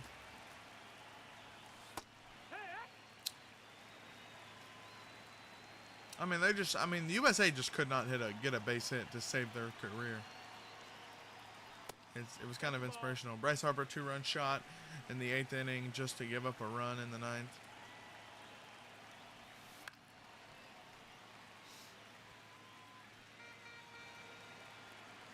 So I don't know, but there's a lot of content. That's gonna be an out. So I don't know. There's just a lot of cards, and I don't know where to put them. Ball, that's low. Now I understand the menus were terrible yesterday. I didn't know, I was at work for most of it. But like having the high overall of 93 or whatever it was for Michael Garcia, you're like, hey, I saw a lot of this, and they were like, hey, why are there so many high overalls in this game already? The game just came out. Chill. By the time we all have the no money spent guys, like the no money spent grinders like us or me and so many others, especially y'all that are probably watching, we're not gonna get that card for a minute. Just like the Troy Tulowitzki. Will that Troy Tulowitzki card still be good and viable by the time we get him? I have no idea. I would imagine. If not, it's a good card to have for collections. So I'm not upset about it, but I definitely think that Michael Garcia, we won't get him for another, dare I say, month, 2-3 weeks at minimum. Well, maybe not 2-3 weeks, but well, yeah, probably 2-3 weeks. So like, if you're playing the game when you can, actually putting in efficient hours and grinding what you need to like actually finish and complete, then I would say at some point you're gonna get Markel Garcia, and he's still gonna be usable. But his card also has the ability with the new upgrade mods and stuff that the upgrades are gonna be good. So, and it'll be a longevity card, a card that's longevity, really good, probably the best third baseman right now. But don't think it's me, bye. So, at some point.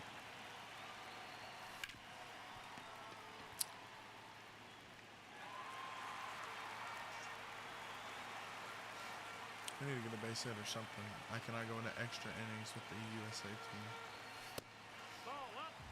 But yeah, I just don't know.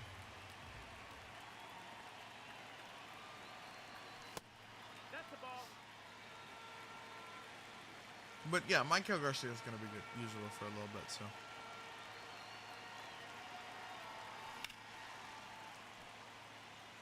I'm completely no money spent. I haven't spent a dime.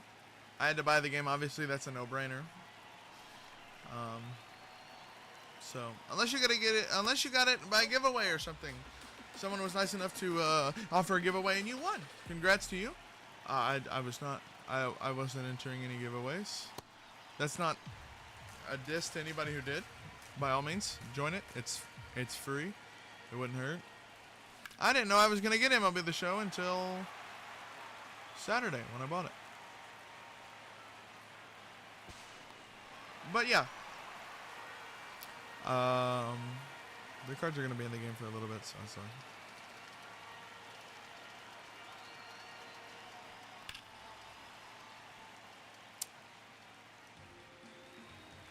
There's a random MLB moment. I remember when John Singleton got signed or brought up through the Astros organization, and that dude hit 2 or 3 home runs over there near that pole.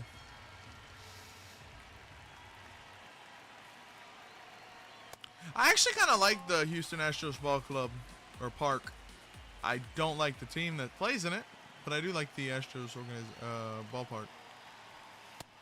Ball, that's up. Like the Sugar Spaceland Cowboys. Absolutely love that team.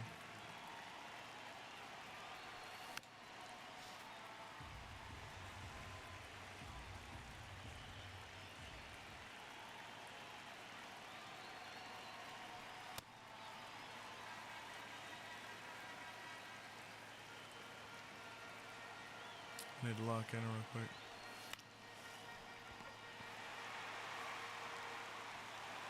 That's so unfortunate.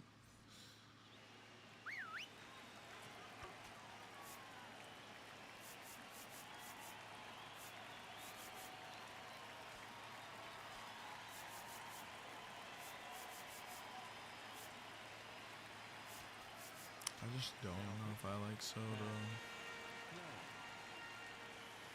Yeehaw! Matt Strom on the Royals is an interesting pull for the Royals. Very good long-term reliever. Solid lefty. One of the better lefties in baseball.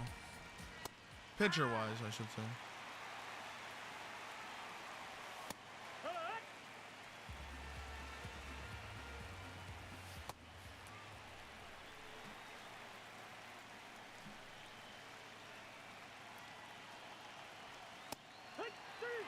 Laser.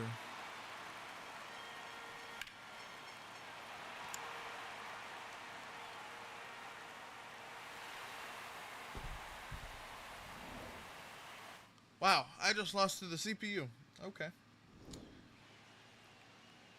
For any of those who are doubting that I'm trash at this game. But hey, you gotta move on. I'm not a good player. Luckily, I don't claim that either. But we're going to move ahead. We're not going to let a loss affect us. We're just going to move on. The best way to get better is to keep playing the game and move on. You're not going to get better if you just... Oh, P5 Francisco Lindor! Hi-ya-ya-ya!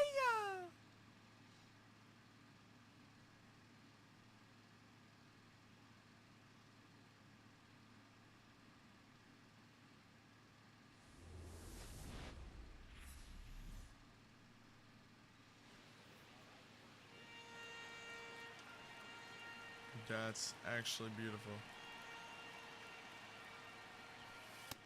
Ball.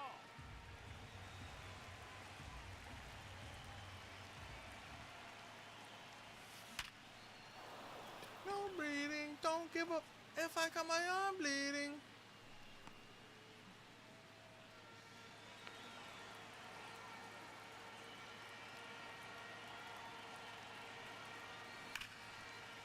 Man, that's terrible.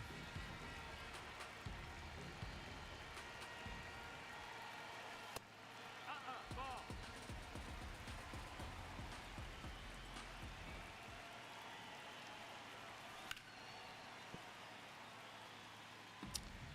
Man, I missed that.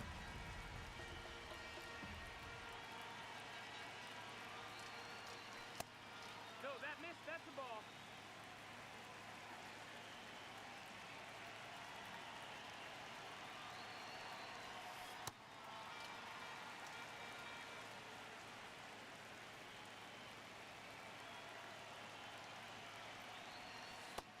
Take your base. Ball four. Rafi Devers. But yeah, I don't know. There's a lot of cards. A lot of great content out right now.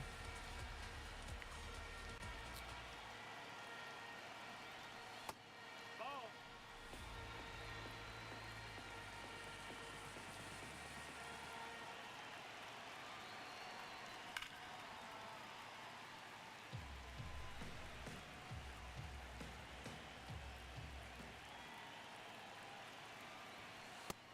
Ball outside.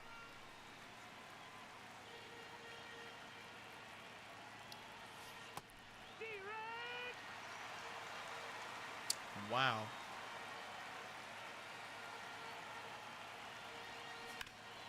I did not expect that to hit the zone. I cannot count. That's a horrible inning. Wow, I choked that a lot. That's crazy. I choked that by a lot. That's inspirational. That's inside. That's the ball. Down. Ball. Glad we have the ump from the WBC when USA was playing Dominican Republic. Just holy moly, man. He's out.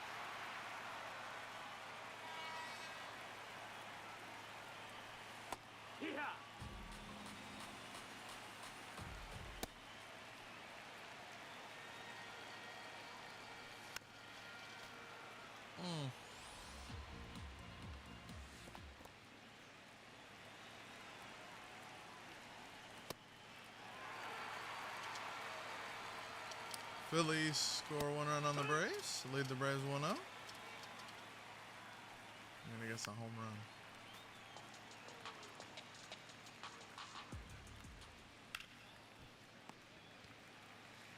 But yeah, no, I don't know.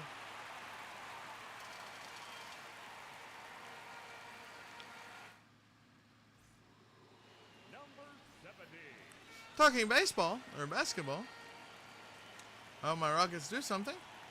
We need to put Reed in the starting lineup.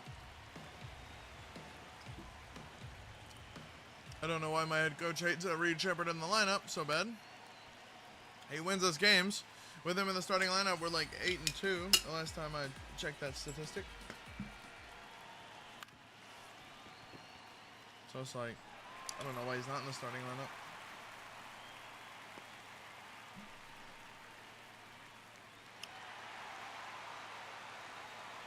I like to spam A after the hit is over so that I can cut through the animations, and I clicked onto my runner. That's comp. Heard you.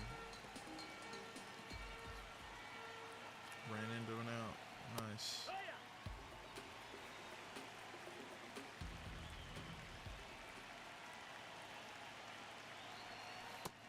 Ball outside.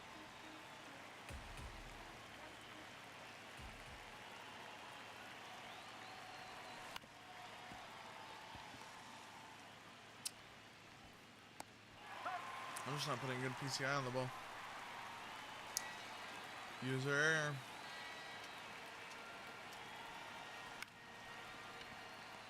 And Young Ho Lee has a piece of paper as a bet.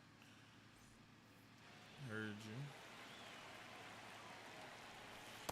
Hee-haw. We're gonna move this.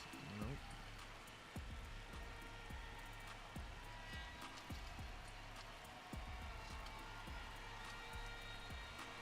This is what I played on last night. Maybe helps me focus on the ball, maybe? I don't know.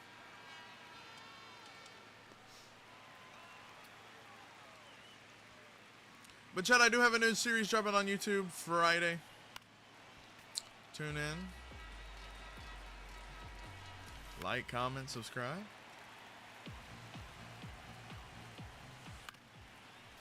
I don't know, it feels weird to ask, to like, comment, and subscribe. Only because I don't want to do it at the beginning of the video. Like, if you like the video, like the video. Like, I can't, obviously can't force somebody to like content that they don't like. I don't know, I just feel, it's just odd to me, I guess. Because it's almost like, hey, you know? Just made CTS. Ball, that's up. Yeah. I don't know. It's just different, I suppose. Wow.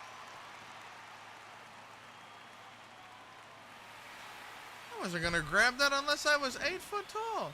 Mention something you want people to comment, since that's the best metric for growth. True.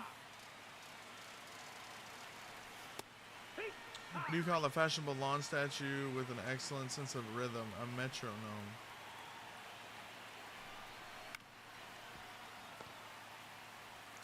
And then the sub CTA is needed for shorts. They listen, trust. Yeah. I do suppose that'd be true.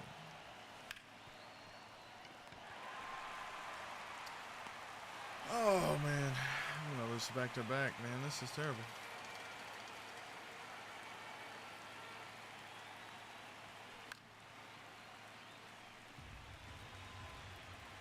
I don't know.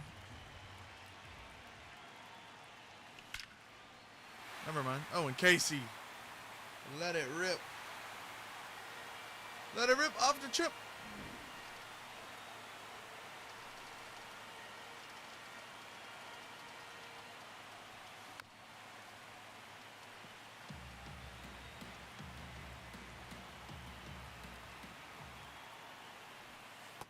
But yeah, the Let's Play Friday will be dropping.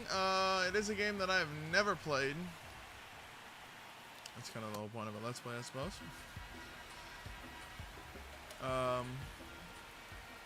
But yeah, it'll be, I've been wanting to play this game for a little bit. Luckily got blessed enough to, Try it. Or, I mean, not blessed to try it. Please beat this out. Thank you. Hey! But got lucky enough to able to install it and play it, so we'll see. I think y'all like it.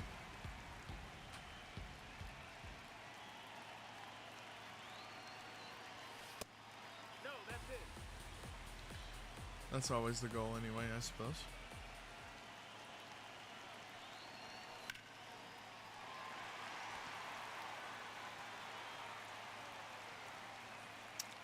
Shoot that to the moon. I need to add some support.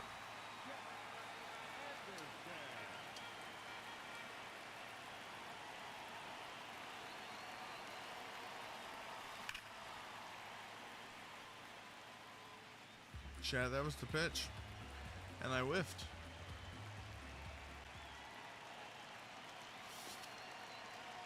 I'm an elite player, I swear to you.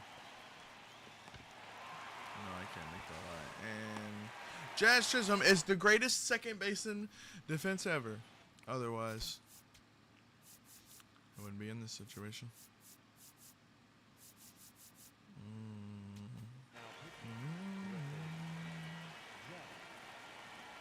I cannot believe that the sweeper is his first pitch.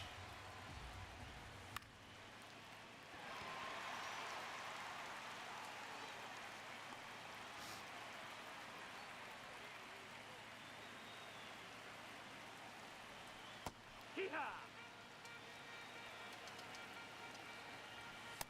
Ha!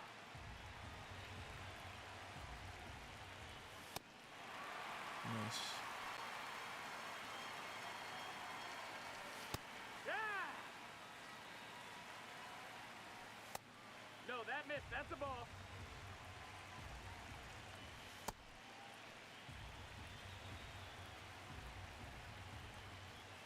Hey!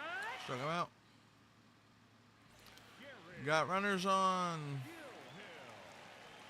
We're in the extras innings versus Great Britain. God help me. Well, when I put swings like that on the ball, I'm not surprised. I'm surprised I put up a run.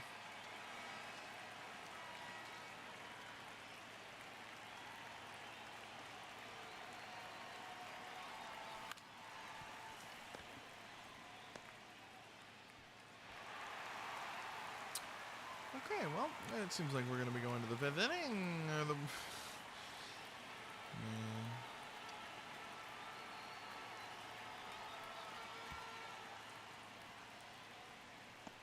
Oh my god. Yeah, no, we just need a reset. What the f was that? Ball ran it.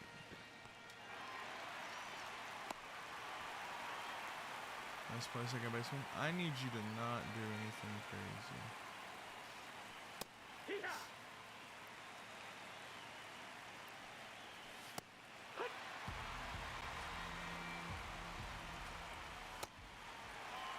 Nice. Hee-haw! I don't like how much that eats over the plate.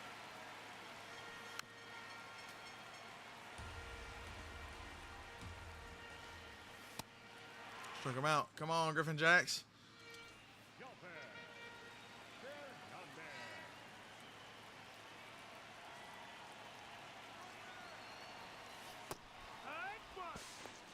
Stolen base.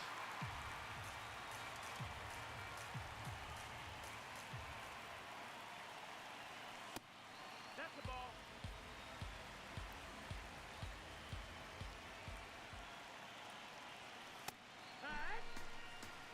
Is there a bit of lag on that?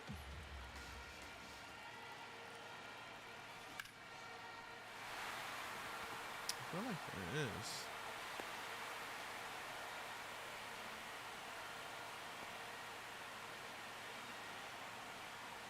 I can't tell what it is, but it feels a bit lagged. Oh, that's low. That's a ball.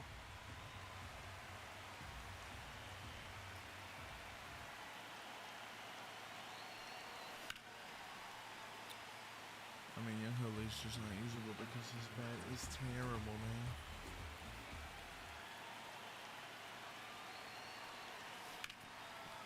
He's a contact guy, but like...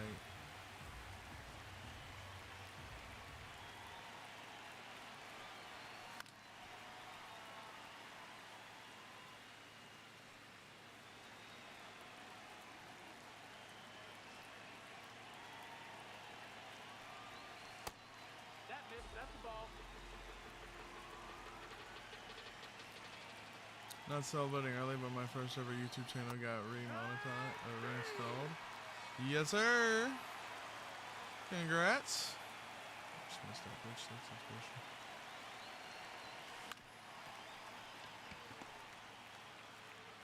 Oh my god, bro. Just put him in the Hall of Fame already. I got this because I'm an idiot. Oh. For sure. Ball. Nice over on it. Yes, sir. No, that's in. Can I find the zone, please? Holy. Righty, righty.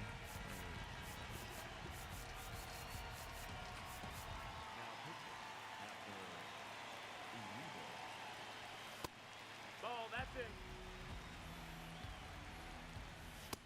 Take your base. Okay, bro. What is the point? That missed. That's the ball.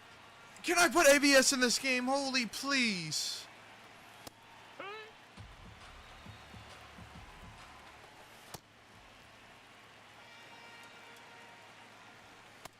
Ball. Ball.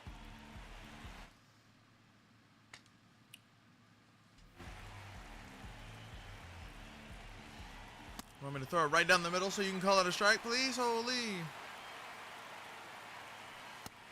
No, Oh that missed. my gosh.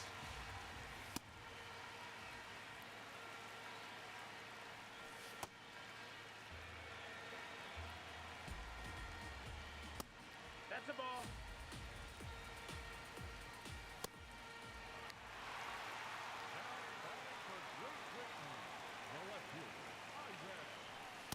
He outworked. That's up. That's the ball. Ball. Can you please hit the strike zone? For the love of everything holy, please. Ball. That's high. I mean, he's never going to call anything that hits the strike zone. Eh?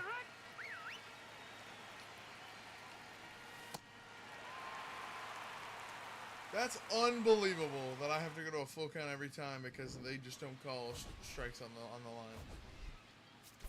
Barely get out of that one. Jesus, Tizo.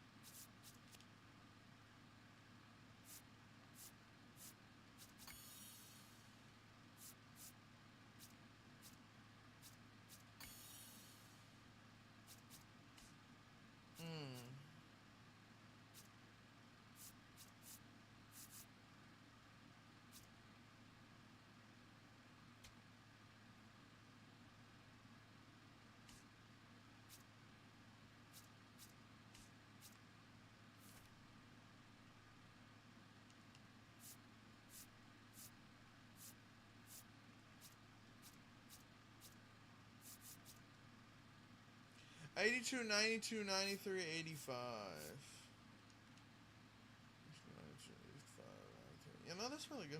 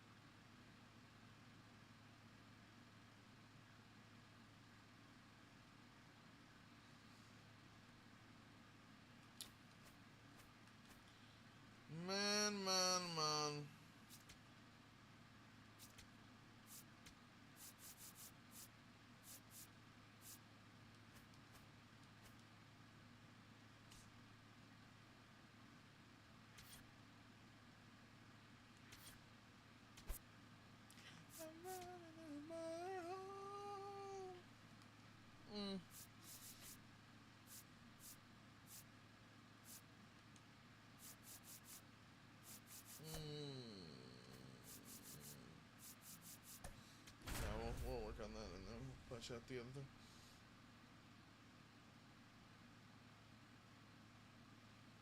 Hopefully, Eduardo Rodriguez is a good pitcher. Hopefully, we can use him long term. That's the goal, anyway.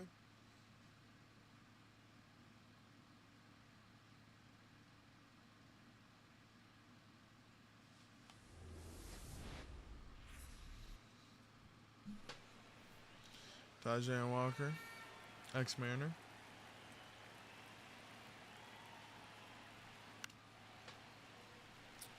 Absolute beauty of a representation of why I like Francisco Lindor right there.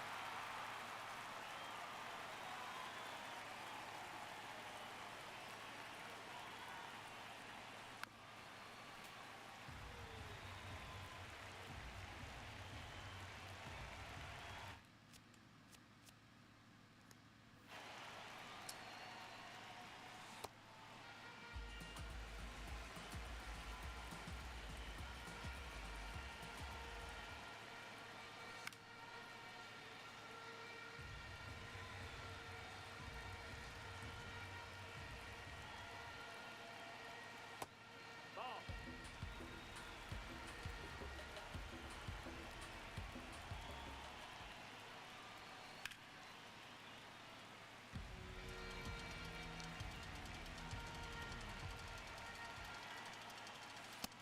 Ball, that's outside.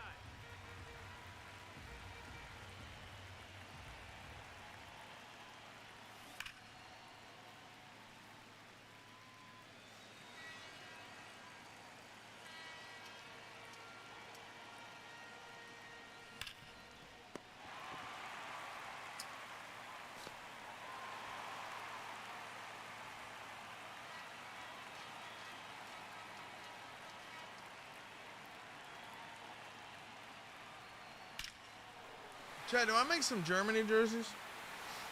I think that's what I might do. I want to be the Aces, but like at the same time, like doing the WBC Germany jerseys would be kind of sick, no? Would not be a bad shout. Taylor Ward, please. Now pitching, right hand, Fernandino.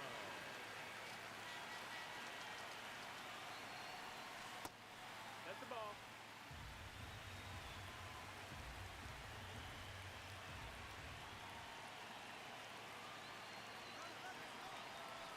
Strike. Got a steal with 22 speed or 20 steal.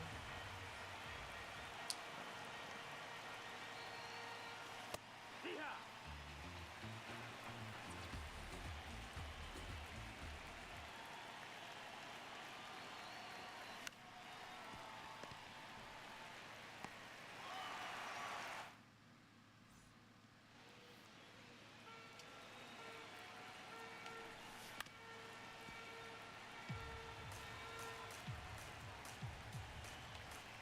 I think his power regions are pretty nice.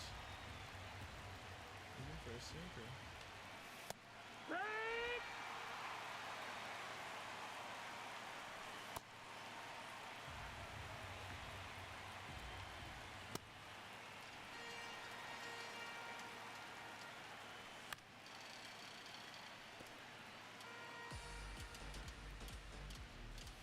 The only thing that I struggle with, I think, the most is just his four seam's not that high, but like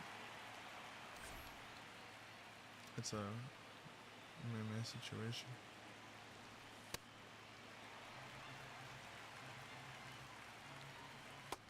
Ball. He doesn't have a slider, which could be a problem, I suppose. Isn't that what you have the cutter for? The sink action, the outward cutting action. That's ball.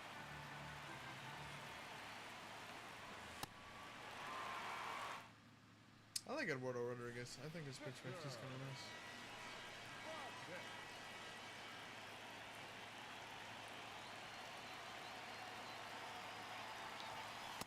I hate this pitcher's release, man. The hunch over and then like the extended. Hate it.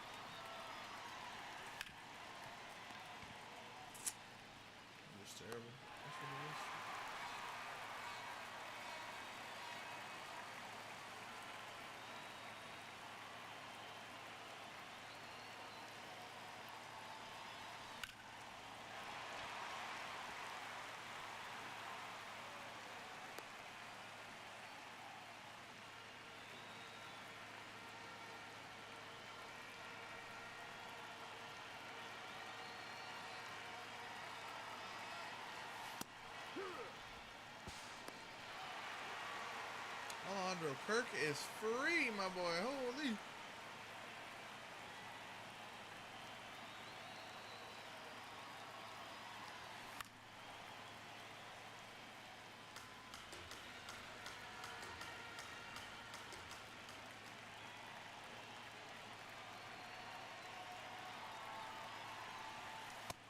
Ball.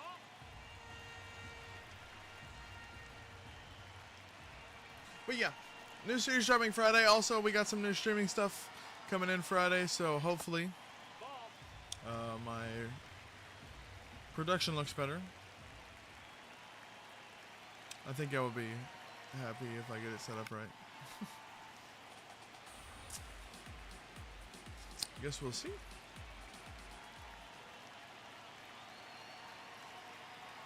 What you getting? Just some background lights.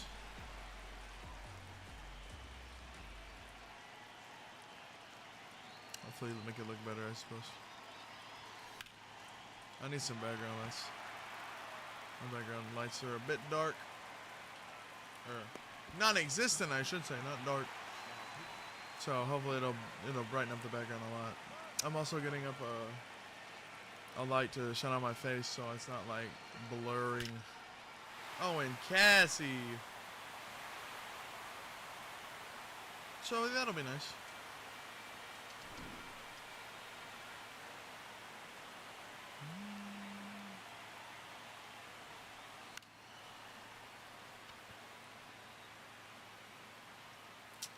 I was a few centimeters away from them being an absolute bomb to left field, man. No, that missed. That's a ball. Wow.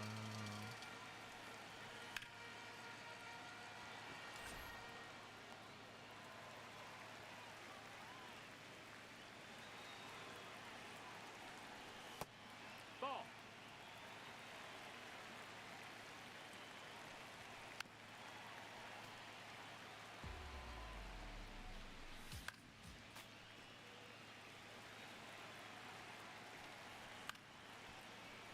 No. No, no, no, no. The characters and the broken home.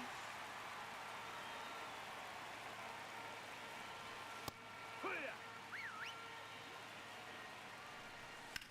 Looking at the lyrics of this song is interesting.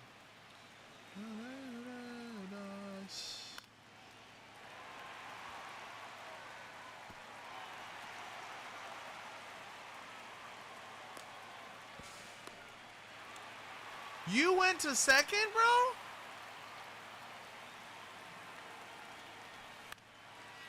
Yeah, I think the velo might be a problem for this guy. That dropped.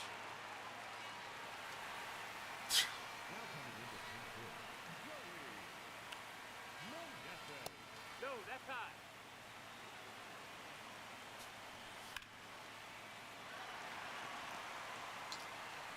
Blue pit after blue pit, bro. Jesus, and then he went to second. Unbelievable. To paradise. My PCI didn't even register, bro. There's a check swing.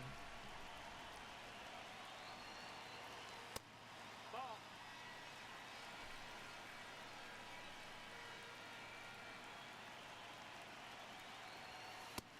That's the ball.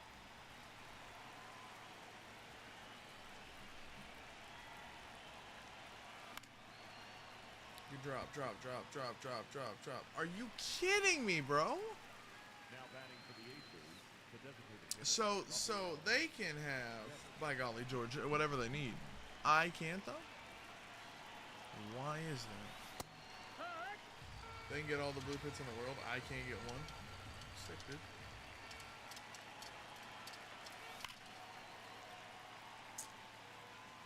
I gotta be a little bit later on that night. Crush that.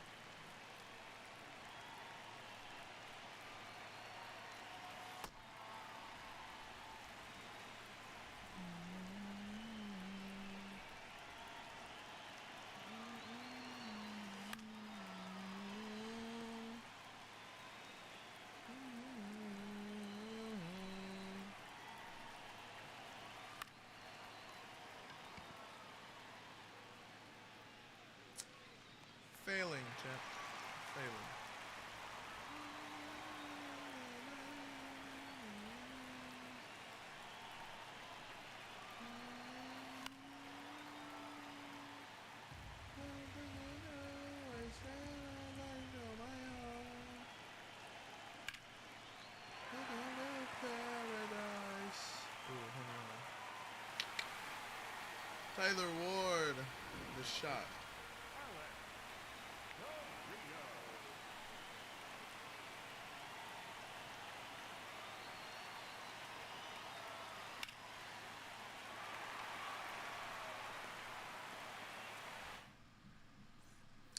That's an out. I suppose.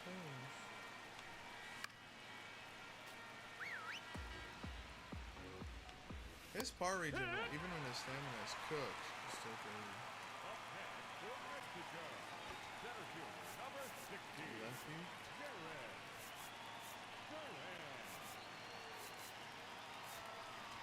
Now pitching, Adrian Morejon.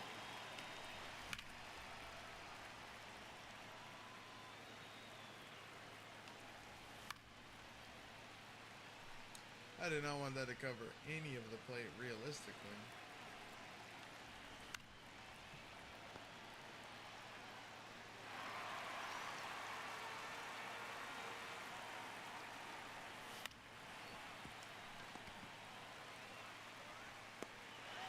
Three pitch save.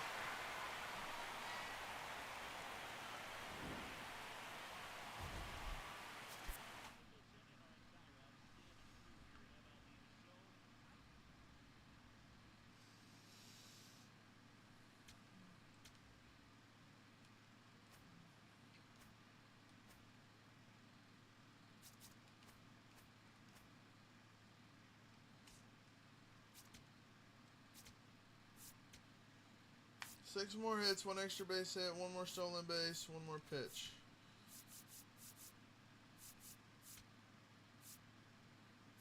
That's five, so all I need to do. Okay.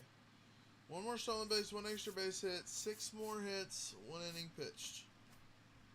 Sure. And then we will have Alfonso Soriano.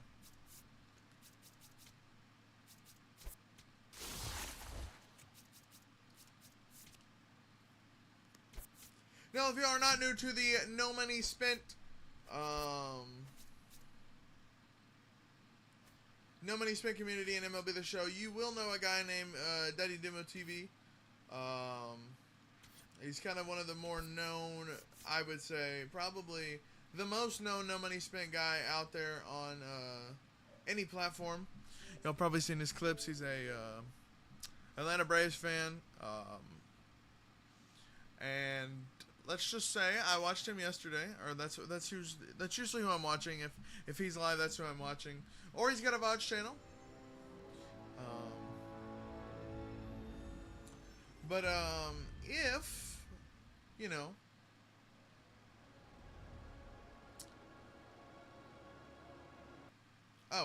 I watched him finish the St. Patrick's Day program. You get 3 chances at a show pack or a St. Patrick's Day pack.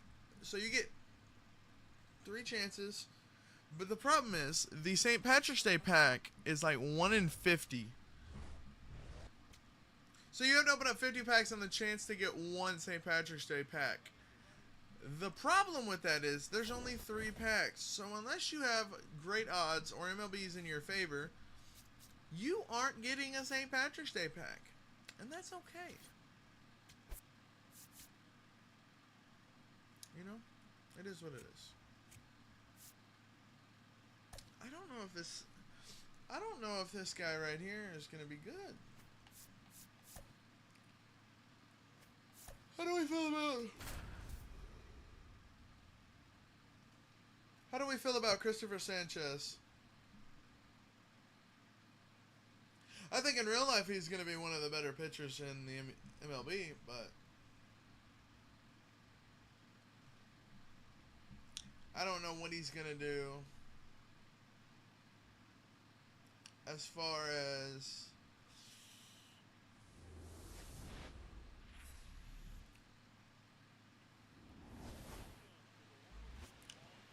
I just don't know.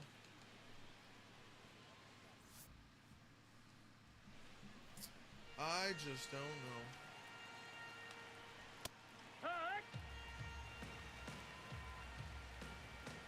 Can I run a pitcher who doesn't have a 4 seam? or a fastball. Not even a four seam, if that matter. There are two seams. You rarely see them anymore. You rarely see a two seamer. No, that missed. That's a ball. I guess the cutter is a four seam, but it's like No, that's in. the four seam's kind of, or the cutter's pretty slow to be a four seam. Back one. You throw a sinker hard enough, it's gonna be called a four seam anyway. And then you have a pitcher's analysis.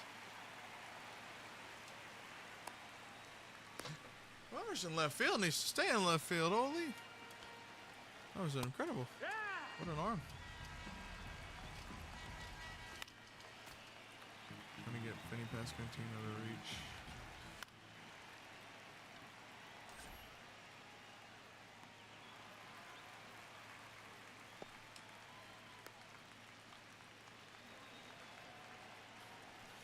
Hee-haw.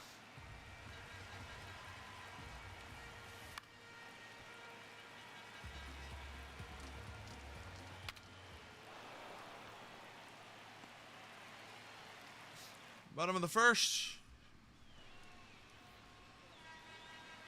But yeah, this year, hopefully for the rest of this year, I do hope to lock in on content. Posting TikToks daily, which reminds me, I have to do some edits after this. I also post them on YouTube. Yesterday, I did get a comment on one of my YouTube shorts asking for a build TikTok. I don't necessarily like posting build TikToks. So I understand it's easier for them to just watch the short or the TikTok and then do it that way. I don't like seeing the videos. I think build videos are like whatever.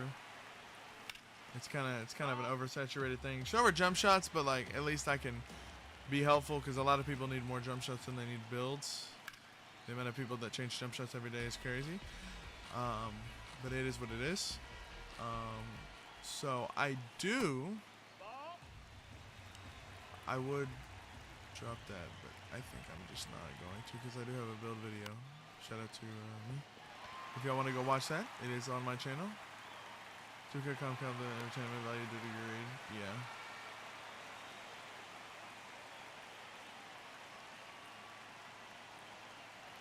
Yeah, I don't know. I hate this so much, man. Closing a damn door, no, it's much better to face than nice. But yeah, no, I just don't want to do it. So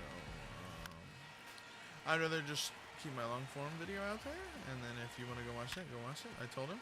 I said it goes over the build video, the cat breaker setups for all types of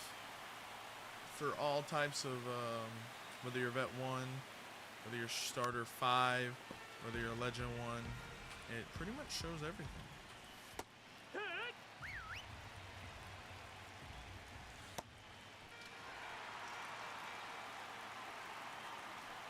So, Nope, ball. if you want to go watch it, it's exclamation point on my exclamation point YUT. Or if you're watching on the Red app, tune in. Also, if you want to, go watch the Rocket League video. Kind of a W, I think, in my opinion. That's a ball. That's inside. First Rocket League video, or first Rocket League gameplay in 5 years. It's crazy.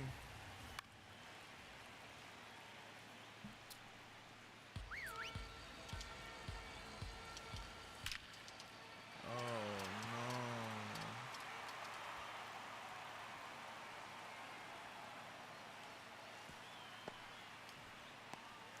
That's bang.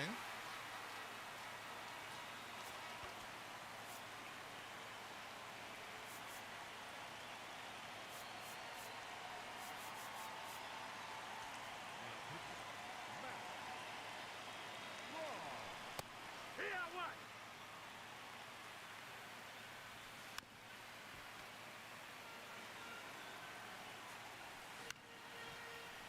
So yeah. Depending on how recording goes for Friday's series, we might be getting more than weekly uploads. It's like just being in the niche of being in Ball outside. NBA 2K, like the NBA 2K community. There's really not a lot you can upload on the 2K in the 2K community. Now, if I was like Joe Knows or something and I was playing competitive pro every night, then I'd have a video for that Ball. every other day, every couple of nights. But I'm not there anymore, and I'm not there, but like I'm just not.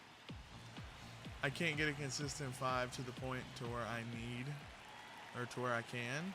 And when I do, we're probably playing Rec, and nobody wants to see Rec gameplay in the big 2026. They probably do at some point, just to throw something on in the background while they're playing or grinding my career or whatever the case may be. I personally just will not watch it, so I don't want to upload something I'm not gonna watch. That's terrible. Me, you, Duncan at some point gotta form a team, for sure. But yeah, I'm not gonna upload content that I would not watch. Like if I'm just sitting there editing it and I'm just like, man, can this video end already? I'm not gonna upload the video. Everything that I upload, I believe with 100%. If it hit the right algorithm or stream, it's gonna go viral, and it's gonna get a lot of views, and it's gonna be enjoy it. So if I don't like it, I'm not gonna upload it. Yeah, that's the first steps, greatest mindset to have. 100% is, because if you don't like if you don't enjoy your content, how do you know? If you don't enjoy your content, I don't think anybody else is going to. I mean, they might. There might be you might get like a lucky algorithm where it's just like, by the way, you don't like your content, it's not for you, but someone else might. There's everywhere, everybody will have some views on something that they don't like or they shouldn't have uploaded or whatever. But yeah, depending on how the series goes Friday, depending on how the first series goes Friday, we will see. Whether that's every Friday or a Friday and a Tuesday upload, 2 uploads every week, getting on a schedule within a week of each other. I don't know. I haven't decided. I haven't gotten there yet. So Friday, once the video comes out, probably let y'all know in the video, or I'll put it up on Twitter on the screen. Follow Twitter at NextPxnda. At NextPxnda on every platform except TikTok. Shout out me. Shout out that label at me. I'm an edit with EV. So, yeah. That's in. Ball. Hey, ha.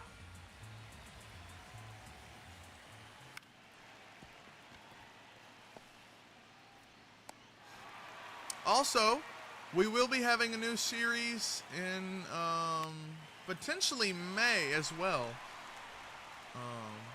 I don't want to die out or kill off anything. But there is a game coming to early access that I actually want to play. I will be buying this game, so y'all wanted to worry about, am I going to upload it? I definitely will. I didn't complete the first game because I just watched a bunch of YouTubers complete it. But if y'all do want to know, it is Subnautica 2. Subnautica 2 is dropping in May, which is crazy. It is about to go into early access, so No, that's outside. Ball. we will definitely be locking into that, I suppose I should say the word. So that'll be really interesting. So yeah.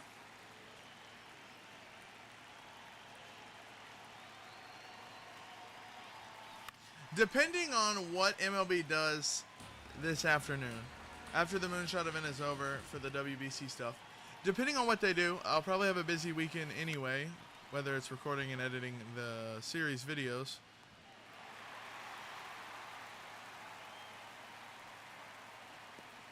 Batting ninth, the left fielder, Owen. Whether that's uploading or playing, editing, and recording the video, or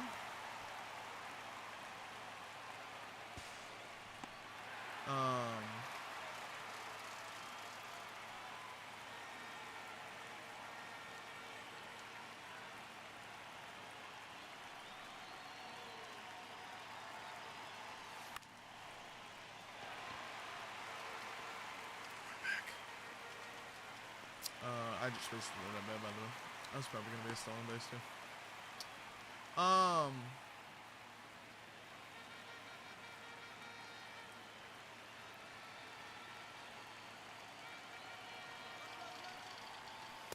Nope, that's in. Be safe. That's our last stolen base. Okay. I just need to win the game and get hits. Perfect gap shot. We won the game. Shout out to Vlad Gambrero Jr. Got the steal and that hit. Love that.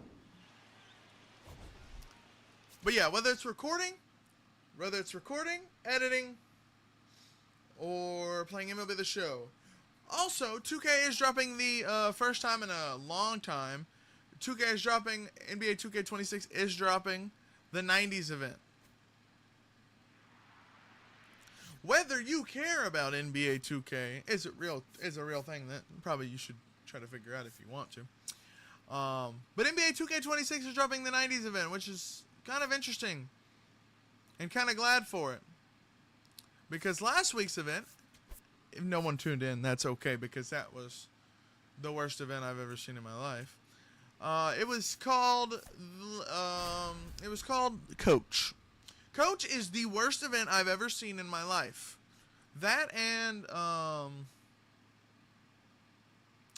there's another one that I hate. Absolutely hate. The reason Coach is so bad is because there are 48 hours in an event, in a weekend. Saturday and Sunday. Depending on if you have to do stuff, or when 2K drops an event on Friday. And then it usually starts at 11 a.m. and then closes on Sunday at 11 p.m.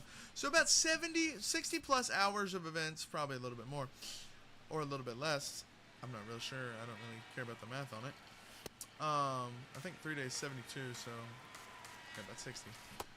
That's in. Ball.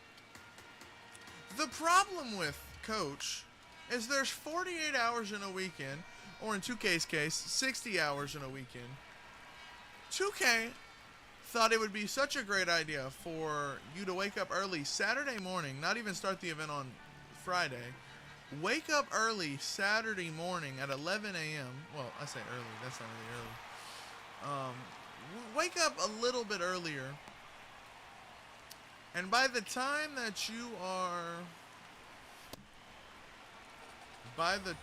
you're up, you'll have 12 hours to play the event, and the event ends Sunday at 11 a.m. Or, I think it ends at 11 p.m. Saturday. It's really a horrible event. It's a one-day event, which is supposed to take 2 days. It's really useless, actually. That's the ball. I don't like it. I think it's useless, but to each their own, I suppose.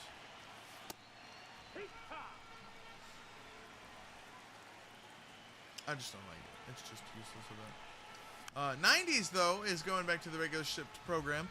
It starts at 11 a.m. on Friday and ends at 11 p.m. Sunday night.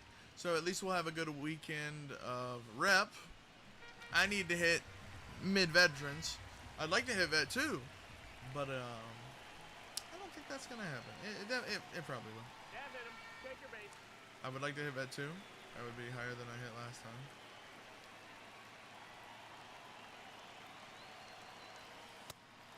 But yeah, finally getting an event that's playable and that I might actually enjoy. Now the cheaters are going to be in there. There's no doubt about it. If y'all look at my TikTok, Panda Labs. I cooked up with that name, by the way. Big brain. Panda's in the lab. Panda Labs. I like it. Sounds clean.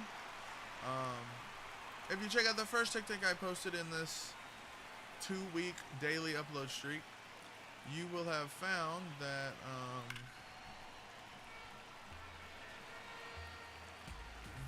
I faced some cheaters in the Mega VC event. It's interesting. There was a lot of confusing comments on that video because someone said, I guess fading a midi is cheating. Which, to their point, correct. Midis are easier to time. I will give them that. The problem is, they started the game off with a 38-foot tempo shot which was automatically green, which is why I knew it was a cheat, or whether they were cheating. But secondly, a fading midi is not cheating by any means. I'm not gonna claim someone's a cheater off of a midi. It's when you have the confidence and the low IQ shot attempts that you're still shooting anyway. The reason I know that that was cheating is because when you run into when there's someone sitting in the right corner, your idea or your first objective goal is to score. When you're running to the corner and there's someone already there and they're not moving to get out of the way to give you space and you still pull that shot, that's just confidence crazy. Because in all of reality, you should expect that if that dude doesn't move out of the corner, that dude's going to help on you. And that dude's either going to get wide open or you're going to have congested corner. No, the shooting midis, fading midis aren't cheating, because fading midi tempos are probably the easiest thing in the game besides hop shots, which ironically have a higher green window with tempo. It's inspirationally insane. I don't know why they did that, but hey, you know, it is what it is. Create real gameplay. But when you have someone in the corner, when you have someone in an area and you sprint to that area and you pull the shot, pretending that they wouldn't try to help, it's a low IQ shot, and it shows me that you're a cheater. If you have the confidence to run to a congested area and pull the jump shot, just because on a hint, on a hunch, you don't think they're gonna jump and guard it, that's on you cheating. I can't. I knew he was cheating anyway, and then after the game I said, imagine cheating in the Big 2026, can't wait till they pack you up. And they just laughed and told me to shut up, which is ironic. Dudes who cheat have egos. Welcome to 2026. It is what it is. They're going to be cheaters in every game you play. No, that's inside. Because people hate to get good at a game and have skill at a game to separate them from the bad players. That's the ball. But hey, to each their own, bro. But they are starting to fix it. But yeah, hopefully the 90s event is not going to be as bad as it's probably going to be. Gunnar Anderson, extra base hit, and a hit with a goal. 2 for 1 special right there. I don't know how many extra base hits I have with golds. I would imagine a few. I think I was only a few away. Finish the stolen bases, finish the inning picks, strikeouts, hits and extra base hits are the only thing I need. Actually, no, I don't. I only need one of those because I've already completed the PXP with a Mets player and Giants player, so luckily me.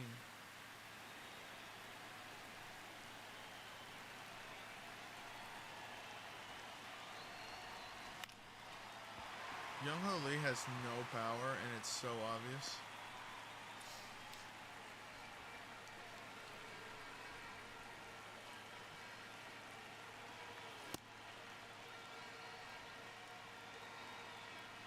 Wow.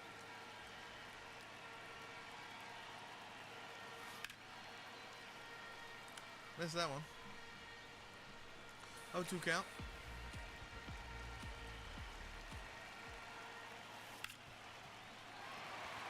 Ball in play there, right? Slider right down the middle. Probably not where you want that if you're the pitcher. Luis Patino. Owen Cassie, another in-ball hit. Low in the zone.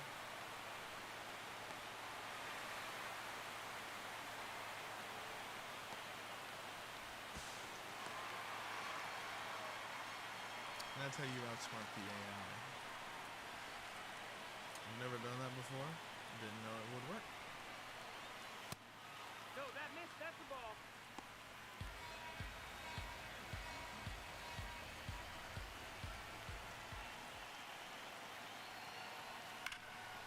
Francisco Lindor, home run, 3-run shot. Home to a place where I belong. I cannot believe that was a home run. I was under it by a mile, but like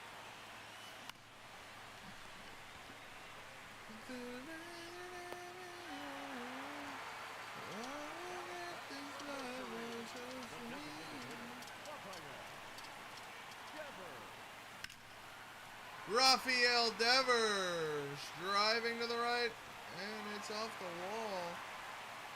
Probably a loud single, but it is a double. Dude on the shortstop was not standing on second base. I don't know why. I guess he figured it wasn't worth it.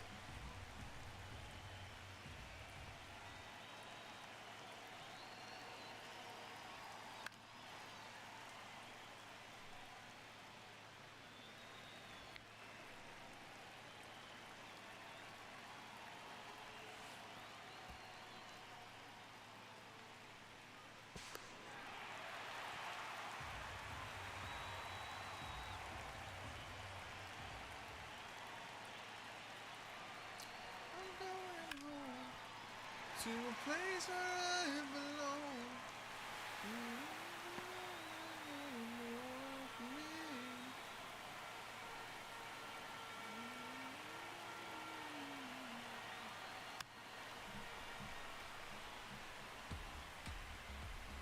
Life I chose for me.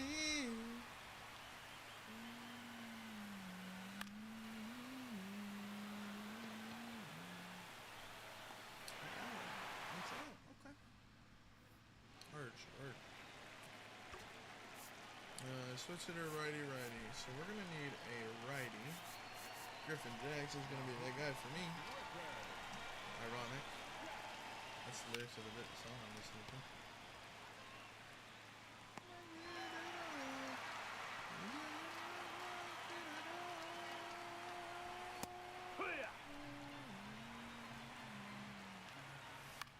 Griffin Jacks doesn't have a slider, but he does have a sweeper.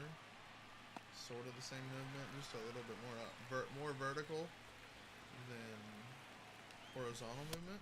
Ball. It's more of a diagonal movement to the bottom right. Nope. Ball. Ball. Hee-haw. 2. Good stop. Griffin Jacks. Beautiful pitching. Bats kind of exploded in this one.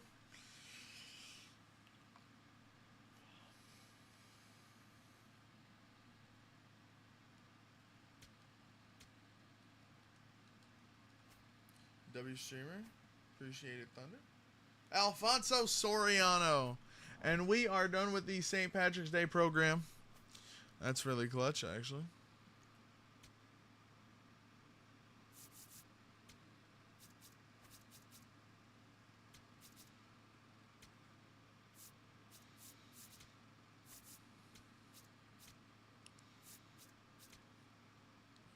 No, I like Ozzy way too much. But Alfonso Soriano is going to be playing on the bench. Nice sub bat to bring in versus lefties. Maybe. Jared, before we end the stream, we will be opening all of our packs. I know, it's crazy. We're going to open up the uniforms first because these... I don't know why they give you so many. It's not like you can sell these either.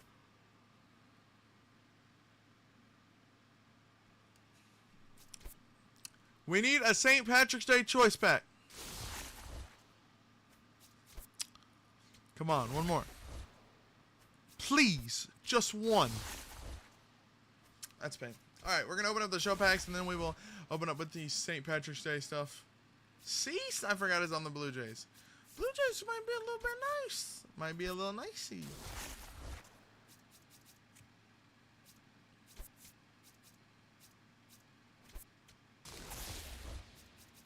Come on. A gold. Brian Abreu.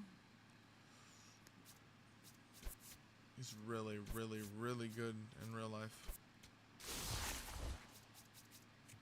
No diamonds.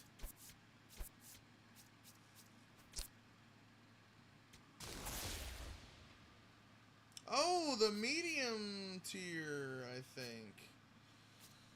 Is this the medium tier? I don't remember.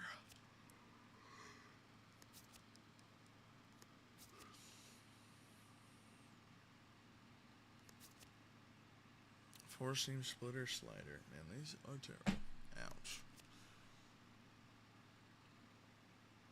Is Adam done really the best I got?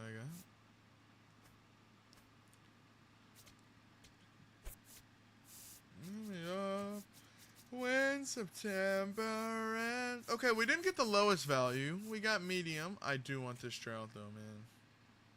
Saya Suzuki's cool, but Mike Trout is better.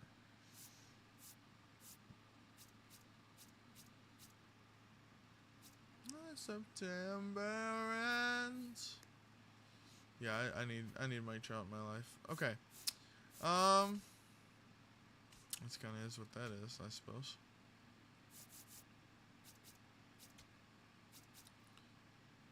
Man, he kills. Lefty, righty, both righty. I need somebody who destroys lefties. Yeah, wake me up when September ends. Alright, chat. Y'all know the drill. It has been your boy Panda, and I will catch y'all on the next one. Peace out, man.